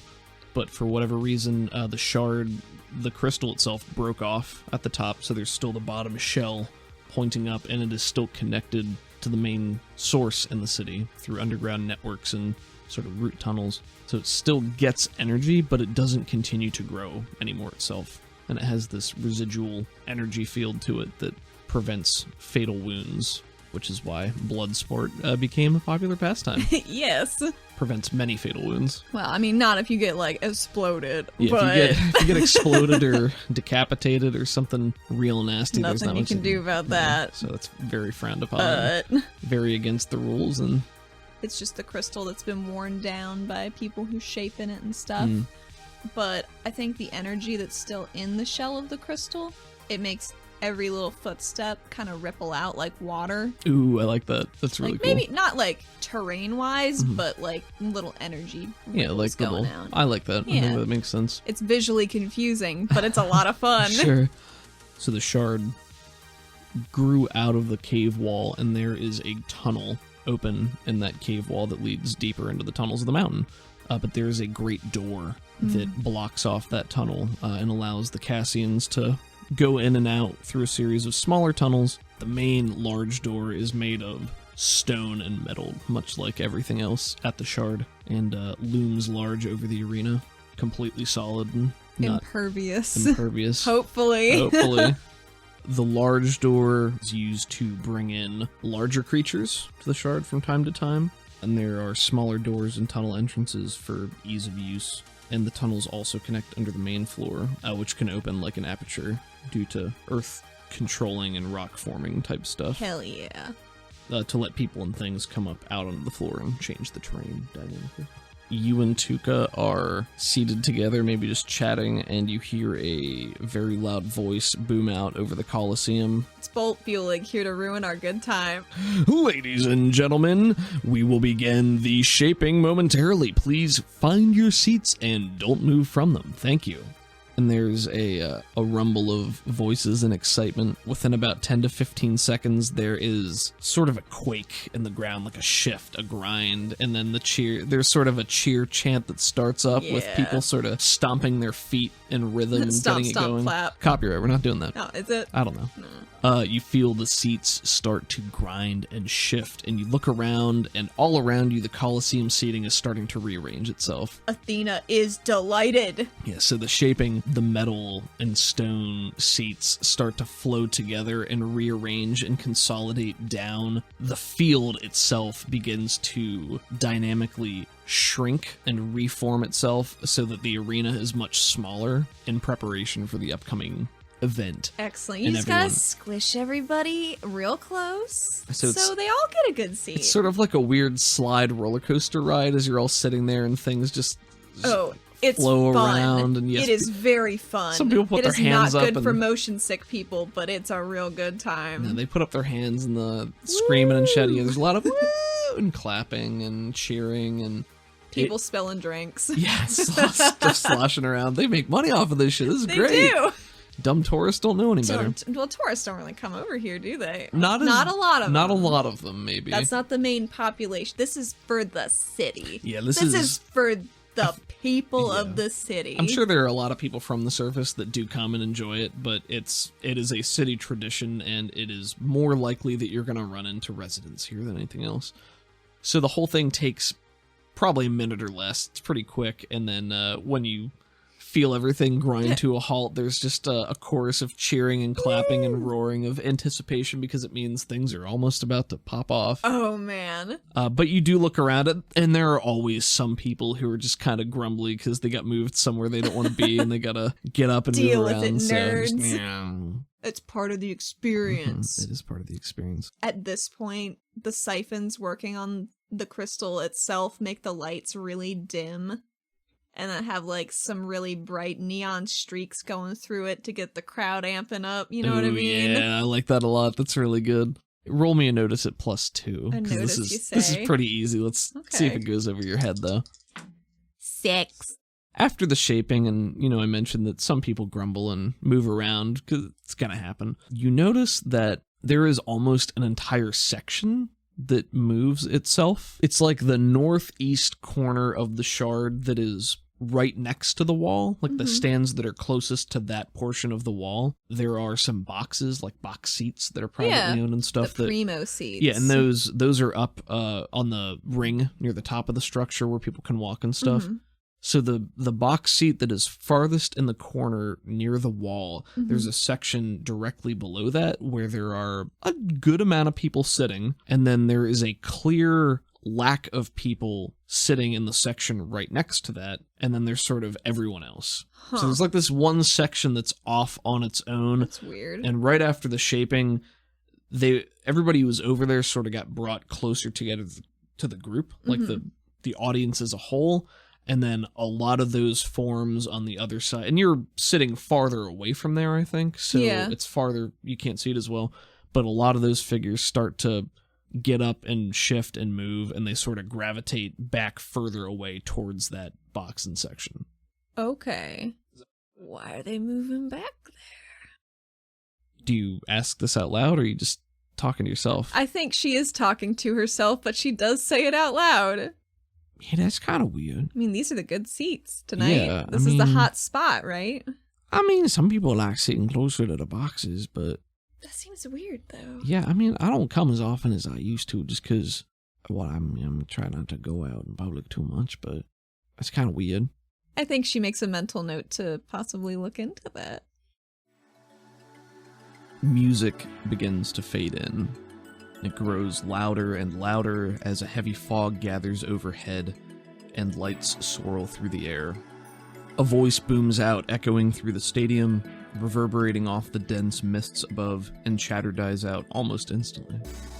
Welcome, admirers, enthusiasts, patrons, and sponsors to this evening's action. The announcer's voice echoes, and the crowd roars its assent. The energy in the stadium swells. We've got a special treat for you all tonight.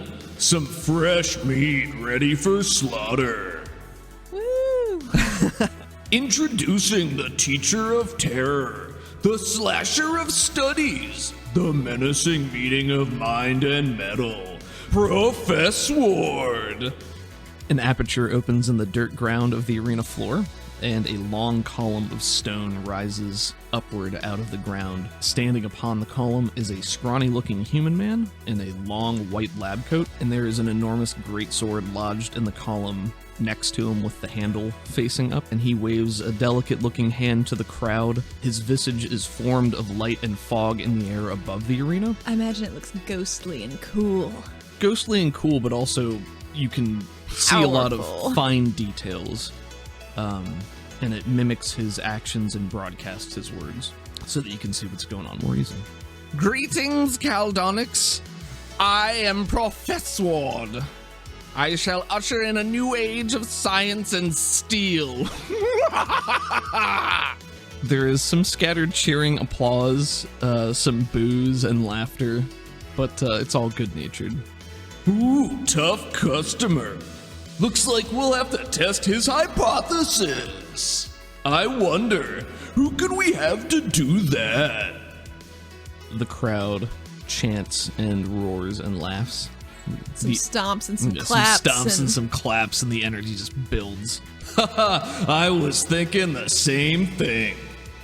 The woman of glorious gravel, an elite of elegant earth, the queen of the quarry herself, magnitude magnificent. The noise is deafening as a second pillar rises from the ground in the arena opposite the first. A hulking blue Karnak, easily over 7 feet tall, is striking a strongman pose with arms pointed upwards. The same pose you saw on a brochure in the spire. Athena remembers. Her scales are sapphire blue, the same blue as the shards crystals that are illuminated when you came in today. Orange accents rim the edges of her thick, scaly hide. Her muscles ripple as she moves between poses. She's got a craggy maw of teeth and jagged scales, and her eyes are bright and intense. A large, wide horn rests at the end of her snout, and a frill rims the back of her skull pointing upwards, sort of like a triceratops but smaller. And small shards of quarry crystals run along the frill like veins, and they're also sort of scattered around the rest of her body at sporadic intervals. And she's got a tiny little turtle tail. Just a tiny little turtle Tiny tail. little turtle tail. As she rises and the pillar comes to a stop, she speaks, and her visage also appears above the crowd in the stadium in the fog and the light. That's funny. I thought I heard my name, but it wasn't loud enough. The crowd as one shouts Magnitude Magnificent's name as loud as they can. I, Allie, am not going to shout into this mic, but Athena is losing her fucking mind. Yeah, Tuka's right there with you. Oh, man. That's what I thought. I don't know why I bothered showing up. And then she turns to the other pillar. What are you supposed to be? Some nerd with a sharp stick you can't even lift? She's an icon. She's the best. Professor Ward bristles at that. Your uppance has finally come, magnitude mediocre. Athena, boo. Yeah, there's a lot of boo. And he cowers in on himself for a moment, and you can see him sort of like twitching and writhing, and then he bursts outwards, doubling in size. What and the fuck? Both width and height, and his body is enormous and rippling with muscle to match magnitude magnificent. The lab coat is torn and hangs loosely in tatters on his frame. His face in the clouds above looks far more rugged and now super handsome. What the fuck? But his glasses seem to have grown to match his head size. Huh. So he's kind of like Clark Kent in a ripped, Oh my god. but he's like a Hulk-sized fucking Clark stacked. Kent with a lab coat on. Yeah. Do you see now, you fool? How about you? And he easily uproots the sword with seemingly no effort and leaps off the pillar. And then she laughs again and leaps down with a whoop of joyous battle frenzy. They both land, and the ground of the arena begins to ripple like water, and terrain forms in real time as they dash towards one another to meet in battle.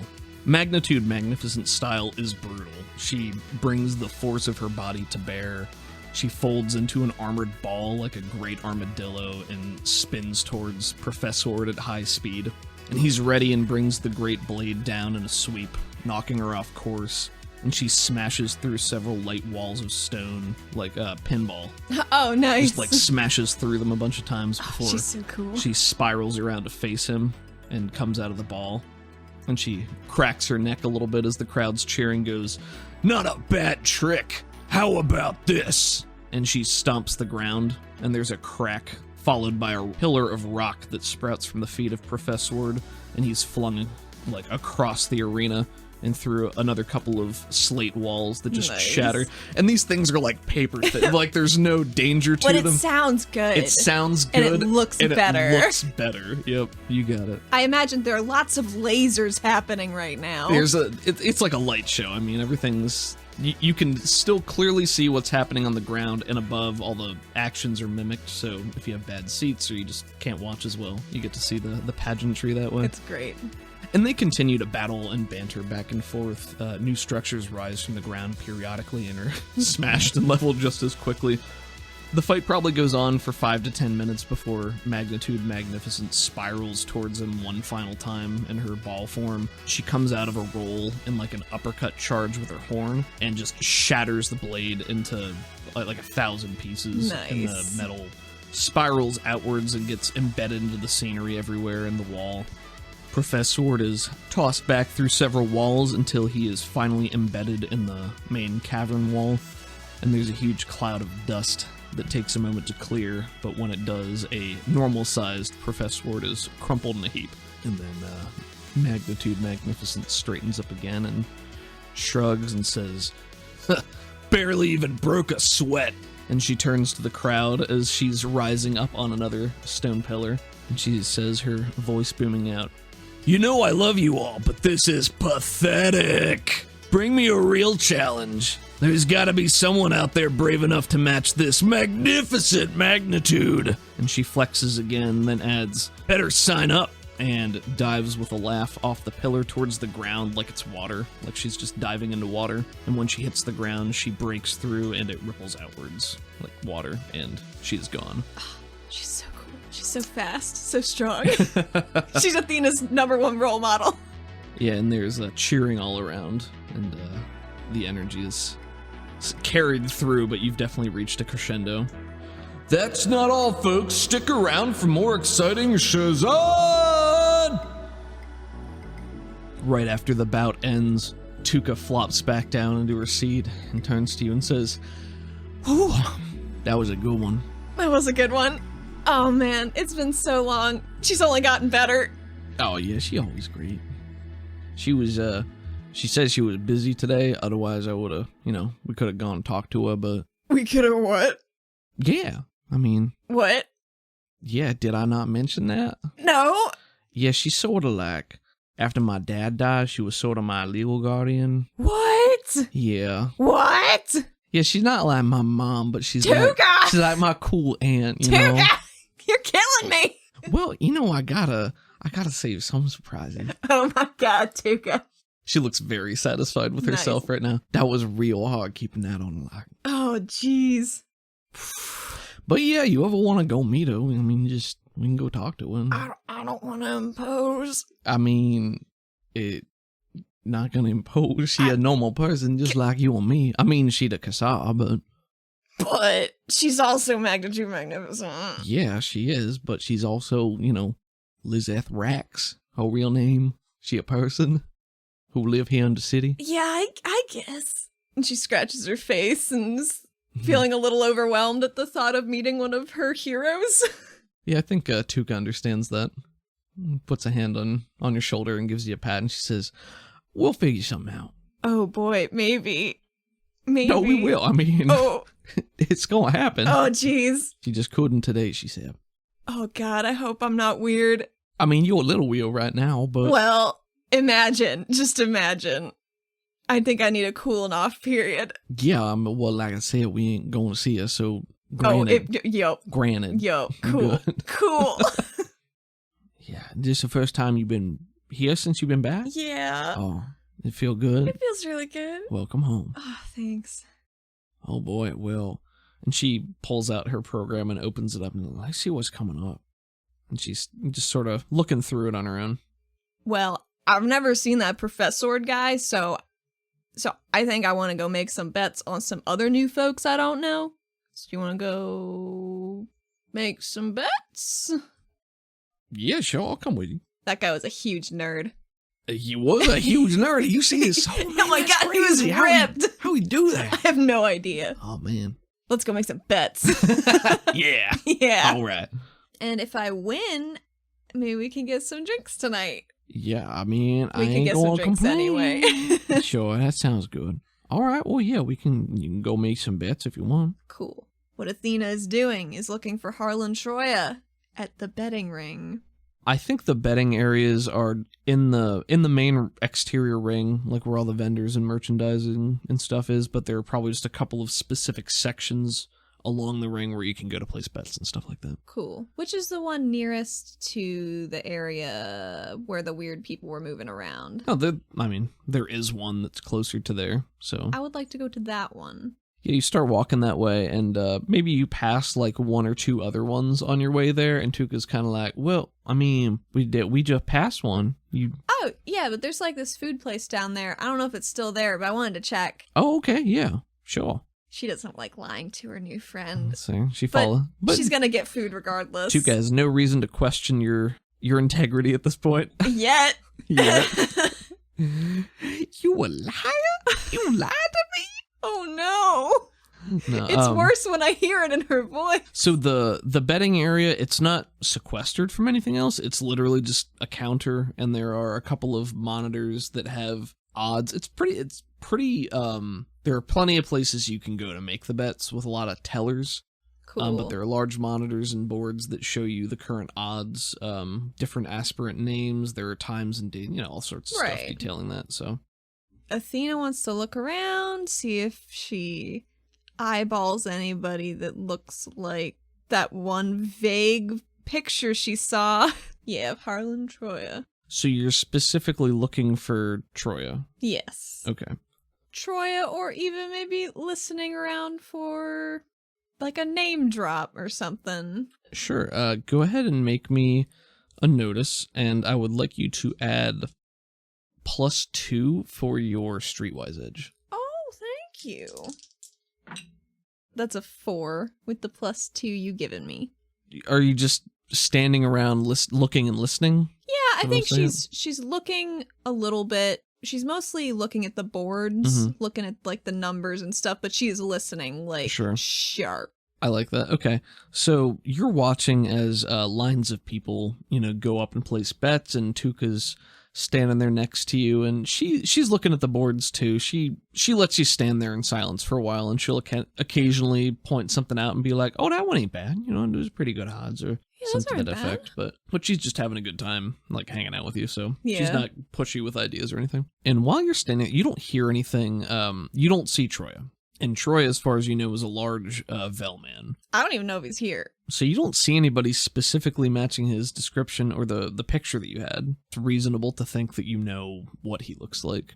So he's a huge, burly Vel with shaved head and emotionless eyes. I think is all I gave you. I think you gave me a sour face, A maybe. sour face sounds about right. I have incorporated brow studs into his design. That's cool. I like that. So you don't hear any names and you don't see the person. But as you're watching, people go up and make bets, and there's a pretty large crowd standing near you and kind of with you looking at the boards. Mm-hmm. Everybody just sort of surveying the bets.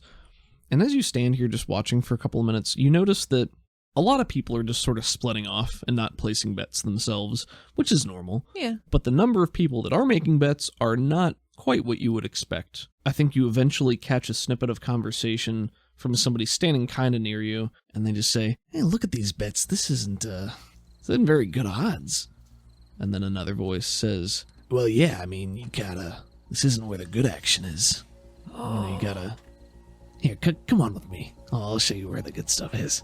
Oh shit, there's some good action. Oh, she's gotta follow him. You're gonna follow him? Yes. Okay. And what is your plan?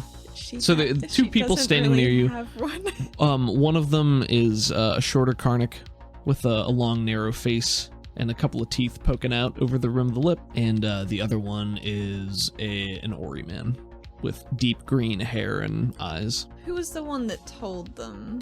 I think the Karnak is the one who's like, "I'll show you where the action is." Can I lean over to the Karnak and attempt to persuade him, maybe also a streetwise? And be Sure, yeah. like, well, What do you say? I too would be interested in some higher stakes risk and reward. Well, go ahead and make Yeah. your roll. So that's gonna be persuade. I'll let you add your streetwise to that. Yeah. 5. Okay. Yeah. The Karnak narrows his eyes at you and then sort of glances around and says, "Well, I don't know about a risk and reward, but there might be something you enjoy if you happen to walk in the same direction as me." Okay, maybe we will. He doesn't give you a wink, but he gives you one of those knowing, I think Athena winks. and then and he sort of rolls his eyes and starts walking. So he's walking north in the exterior of the ring, and you're just gonna start following him. I think I elbow Tuka lightly. It's like, I think we should follow that enterprising fella. Oh yeah. I think I don't know. I'm feeling a little risky tonight. Risky. Yeah. All right. I mean, I'll follow you. That's fine. I'm just if there's a secret in the shard that I don't know about, I definitely want to learn that secret. Oh, this place changes all the time. I'm sure you know very little about what goes on all the Especially time. these days. Yeah, that's true. She looks a little chagrined, and you're just following that. Does that Yeah. let you guys? Maybe could I roll a stealth to be like chill about it? 9. Okay, yeah. Just to see how nonchalant I you just look wanted to from the see how exterior. Sure. nonchalant. You follow behind these other two gentlemen, maybe at a short distance, give them a little bit of a berth, and they turn into the stands along the northeast portion of the wall. Oh, That section that you saw earlier. excellent. Mhm. And you walk up there, and you emerge into the section, and it's not as densely packed, not nearly as the other sections, but it is clearly separate and distinct. A large number of the people sitting in this section have some sort of extra clothing on, to whether it's like Okay. around their shoulders to like shroud themselves, or like over their head, or like it's sort of nondescript. You know, it's like Right. it's not fully masking, but it's kind of weird that this many people would do that. So Athena puts up her hoodie hood mhm, that she's been wearing do that. Okay, and because she gets the vibe. yeah, you do that, and then Tuka sees you and sort of looks around, and I think Athena just shrugs at her. so Tuka gathers her hair tendrils together sort of in like a ponytail and then like tucks them into her shirt maybe to just like, it looks a little like, what else do I do? But just shrugs. And you guys follow these other two gentlemen, and they make their way to the edge of the crowd. They stop. Maybe the guy turns to the Karnak turns to the Ori man and speaks loud enough that, you know, you could hear him as well, and says, Well, I know it ain't quite the hot action you're used to here, but there's a couple of fine, upstanding gentlemen that you can locate in this section who allow purchase of a specific commodity that has tangible value to another interested party somewhere in the city.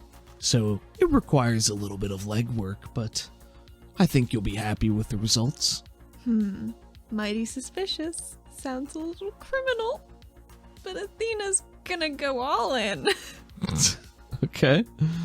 I think she bites her tongue a little bit, just the tip of it, thinking, trying to figure out what to do. She just wants to lean against the wall and observe whatever's going on, like, on the floor while listening more. I think that's, what wall are you leaning against? The one that they've, like, migrated back towards. Like the wall of the cavern. Yeah. Okay, well, it's still like in the stands, so I don't think you're actually like against the wall. I thought it was tucked up against the wall. Maybe it is. But why not? It's up against the wall. Why not? Sure. More structural stability. Okay, so you're just gonna chill here and watch and wait and see if you can kind of suss out what's happening. Yeah. Okay.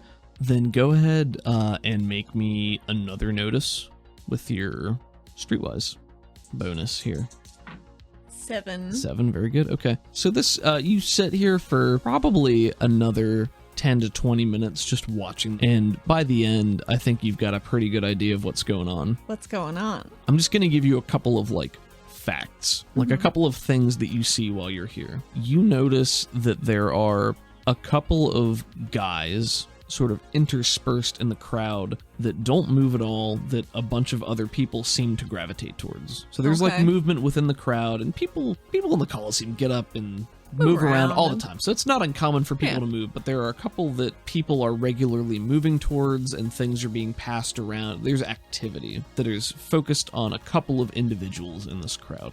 Maybe at a certain point you can get closer and you can catch snippets of conversation, but you notice that after people go up and talk to this guy, they come away with slips of paper. Some of them stay in the section, but a lot of them just leave. So a lot of people just leave in the section, or some people just walking back. There aren't many people who walk from this section directly back to the rest. It seems like everybody filters out of this back into like the tunnel area to go back and rejoin the rest. Gotcha. Right? Does that make sense? Yeah, it does. So there's a couple of nexus points of activity, and then people leaving with slips of paper. I'll give you this one too. Above the section at the top of the ring, there is one main box, and there appears to be some amount of activity around it. There are a number of individuals just standing on the top lip of the section, just standing, not doing anything, just watching, keeping an eye on everything else there. From the looks of them, they don't appear to be armed. They're nicely. You don't have to be armed, do you? No, they're nicely dressed. They're in suits and business wear, mostly dark tones, blacks, grays, charcoals, things like that. And there is very little movement to and from that area. And that's what I'll give you for just a regular success. I think Athena's gonna sidle towards one of the people with the paper slips. Okay. And ask them, so what are the odds we're dealing with here? So the gentleman that you're talking to, as you sidle up, there are other people who come up and are sort of speaking to them in muffled voices, and then they exchange. From this far away, you can see that the people coming up to him are handing him cubes, so currency, and he's handing them slips of paper. And you say odds, and he looks back at you, and this man is his face is a little obscured. You know, he's got a little bit of a cloth over it, and his eyes narrow at you, and he's a human, presumably darker hair, ruddy skin, and he says, "We don't deal with odds. Man, you're bad at this." Yeah, sorry, I'm new. What do you want? What are you doing here? I just heard it was an exciting place to be, and I could use some excitement. Ooh, it's very exciting. All right. And he pulls out a little sheet and hands it to you, and it's clearly like a list of betting odds, but it's organized in such a way that it's like, it doesn't call them odds, it shows exchange rates. I think he hands this sheet to you, and the guy says, I got a friend that I can introduce you to across city. What I do is I sell you these fun little sheets. My friend's a collector, right? So you buy one of these little sheets from me right here. Nominal fee, couple of cubes. And then you take it to my friend across town, and maybe he exchanges it for something different, something a little more valuable. If you bring him the right paper, you know, if the numbers on this paper end up being something that he likes. You get it? So in looking at this page, what you're seeing is these are clearly betting odds with exchange rates of like what you're paying in cubes and what you could get back. It doesn't call it currency. It's like tokens, or from your regulator brain, you're like, all right, this is clearly betting. This is clearly illegal betting, but it's framed in such a way that it would just be, if you tried to pin it on somebody, legally nebulous. Yeah. And ultimately, like, you could get it thrown out, but it would take time and effort to like contest it. So it's like, it's that What's weird the point? kind of, that seems to be what they're going for. Well, maybe I can get one of those little cards from you. For a nominal fee. I think she slips some cubes into his hand and takes a card. So, where might I be taking this to if I end up guessing well? Well, like I said, I got a friend across town. Address is on the paper. Cool. Yeah, he's a little skittish, so you go there and you show him your paper. It'll be all fine. And if you look at it, it's an address. It's an address in East City. It's probably, I want to say, it is the park just to the west of the Shard, in the middle of this residential area. I think she waggles the paper, like hits it on her chin while she's thinking a little bit. And how long do I have to redeem my paper? A week. A week? Okay, that's not bad. All right, well, thank you, kind sir, for nothing, and I'll never see you again. Goodbye. It's my favorite kind of customer. Friend. You do notice, looking at this betting sheet, these odds are far more favorable and generous to the person in making the investment than the ones that you saw outside. Well, now she's got an address that she doesn't know how it's gonna affect anything, but I think she goes back to Tuca and is like, I don't think we got anything to be doing here. Oh yeah, all right. It's not quite what I was hoping, she says as they're leaving. Okay. Are you just heading out the main way, or? Yeah, but maybe she wants to duck into a bathroom real Sure. quick. Yeah. Because those people upstairs in the suits were kind of suspicious. You didn't really see those anywhere else. No. I think she tucks away the card. I think Tuca says, Tina, what are we doing over here? This is some illegal gambling, looks like? I don't know. That is what it looks like. I mean, we ain't here on work, but there's probably something worth looking into. Well, They didn't do a good job covering this. it's kind of task force related adjacent things. All right. I figured since I was already here, I might as well I don't want him to come back tomorrow, you know? No, I can't. I mean, just tell me that. That's fine. Sure, whatever. I gotta go look into something real quick. All Can right. I meet you back at our seats? Yeah, that's fine. You gonna be all right? Probably. All right. I mean, all right. Yeah, that's fine. If I'm not back in like an hour, I guess leave without me, maybe? I mean, if you're not back in an hour, you're gonna be in trouble. Maybe. I don't know. I honestly don't know what's gonna happen. All right. Well, you sure you want to go by yourself now? No, but I don't want you implicated in anything. She rolls her eyes and says, all right. I mean, yeah, I'll do whatever you want, Dina. I don't mean to be bossing you around or anything. I mean, it sounds like you're gonna be my boss if I'm on the task force. I don't want That's to be a boss. I just want to be a friend and a teammate. All right, well, go do your thing. I'll go back to the Okay. seats. You go do your thing. All right, I'm gonna be real sneaky, and I'll be back soon. I hope. Real sneaky. All right. I'll be real sneaky. And at this point, she'd like to go into a bathroom and turn invisible. Go ahead and roll for it. You can slip into the bathroom, and there is traffic, but I just have this image of like Athena going into a stall and turning invisible, and then the stall just like drifts open. 9. 9 is a success with a raise. All right, I so don't know what she's- that does for invisibility, but She's gonna need to hustle because she doesn't have that many points. yeah. So invisibility, I believe, is 5 power points. It is. It's 5 power points. I mean, you've been sitting and resting for at least an hour, so I think you're at full power points right now. Okay, so she has 10 minutes to go upstairs and see what she needs to see. If it's 1 power point a minute to extend it. Yeah. So let's fucking do it. All right. Let's go. Alrighty. All right. So what does it look like when you activate? She just puffs her little metal shavings around her real fast. It just cramped into this little bathroom stall. Just I love it.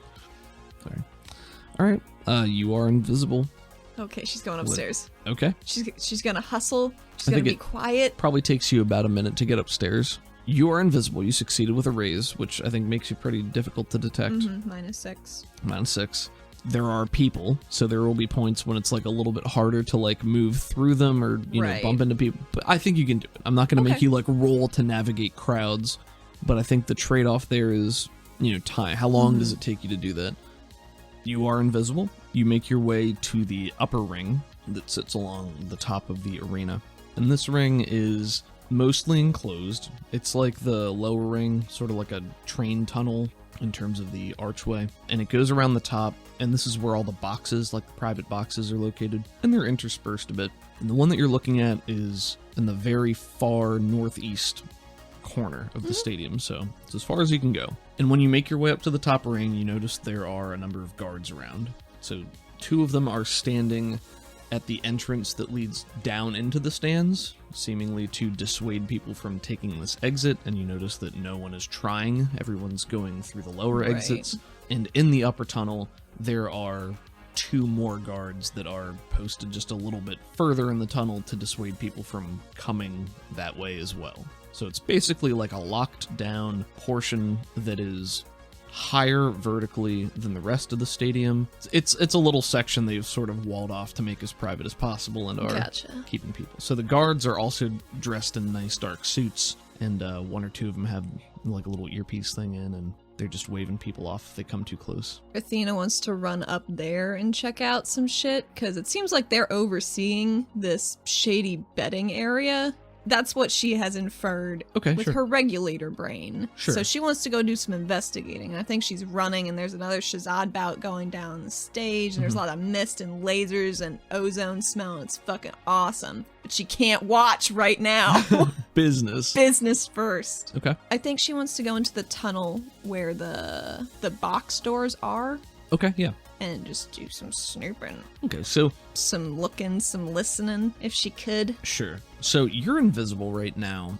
You're mostly invisible. I think there is like an outline, so they do have the chance to detect you. At a -6. At a -6, yes. So I would like you to make me a stealth. What do you think? Should it? I mean, are you being stealthy or are you just like Oh, running? yeah. Okay, then yeah. She ran unstealthily from the bathroom, but she's trying to be sneaky because this is a pretty new power, all things considered.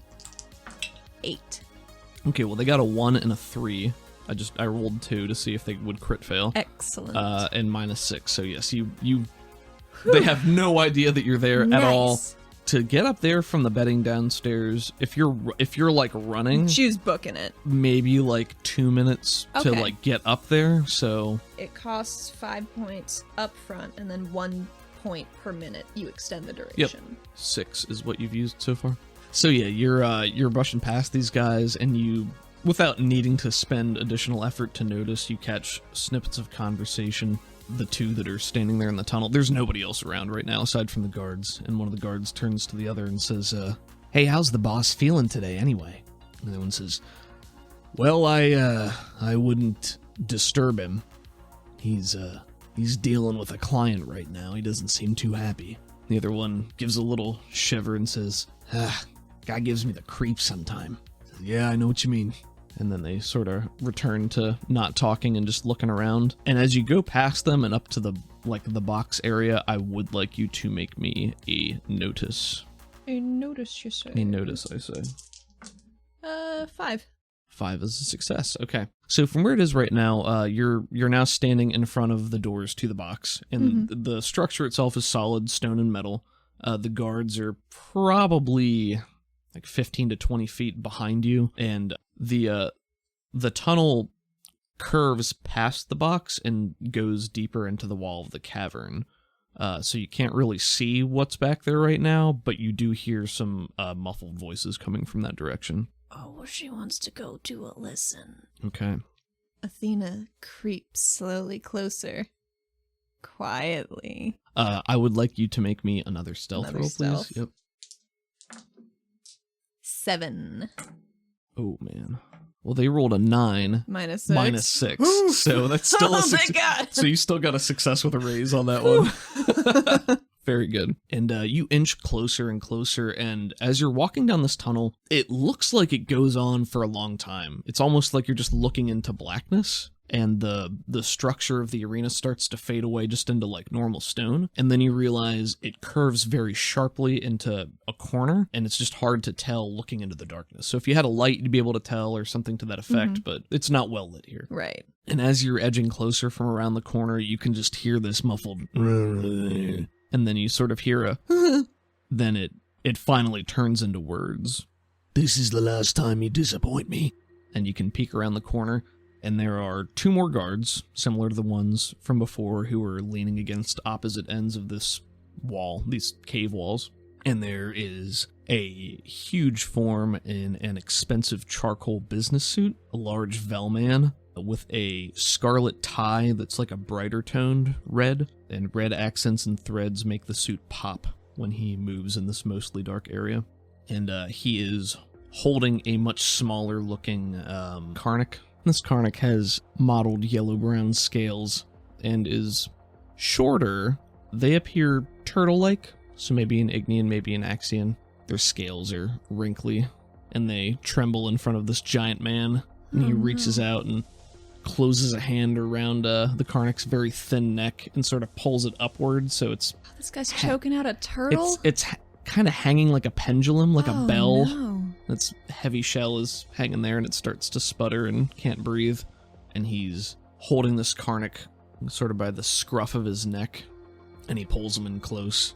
Where's the shipment? And the Karnak sort of stutters back and goes, I don't know. The Velman brings him in a little bit closer, and he says, That's the wrong answer. And the Karnak man sort of, You get me the money. You get me the shipment. You get to keep your life. But you fuck this up one more time, and that's it.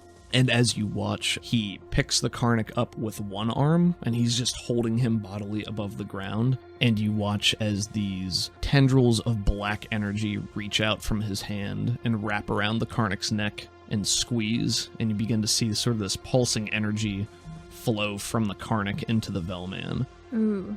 You run away, I'll find you. You tell anyone, I'll kill you.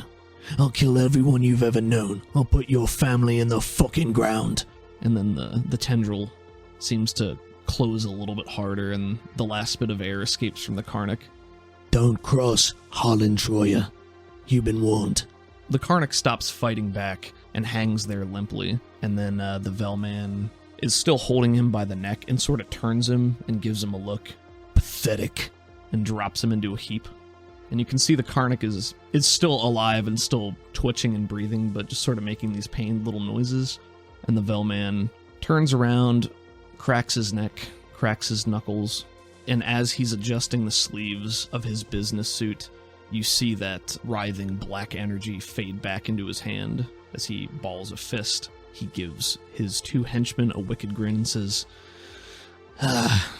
Business is good, boys.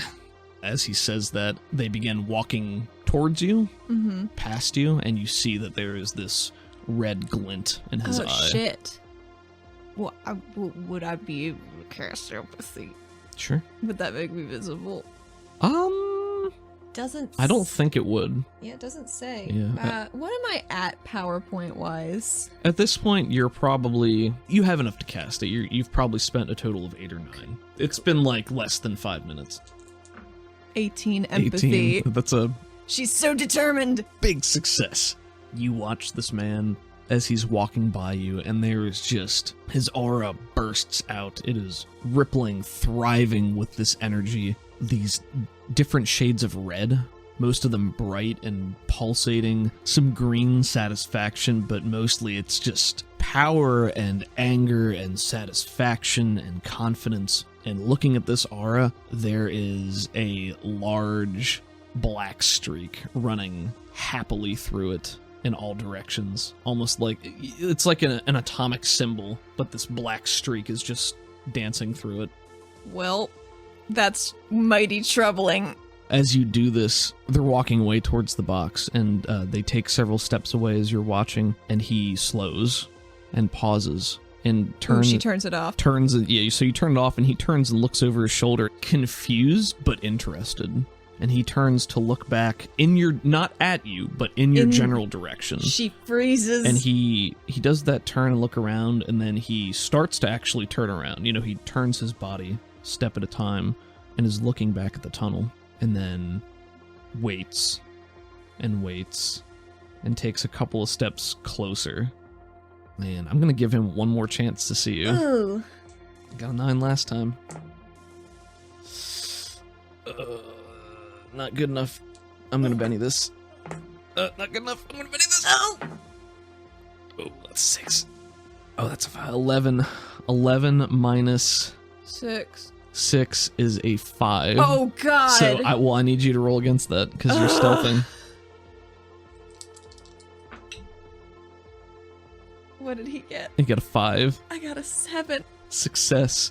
Okay, so yeah, there's a long moment where he is probably standing less than 5 feet from you, and his eyes just narrow, and so from here, he is a towering figure over you. Maybe not towering, but he's taller than you. He's probably bolt-sized. Okay. So he's bigger than you. His eyes narrow. They're a dull gray, but alive with intelligence. He's got studs over his eyebrows, and just a very worn and sour face. And he glares in your direction, and his eyes sweep around, and then he walks back down the tunnel to where that Karnak is and says, "Did you move yet?"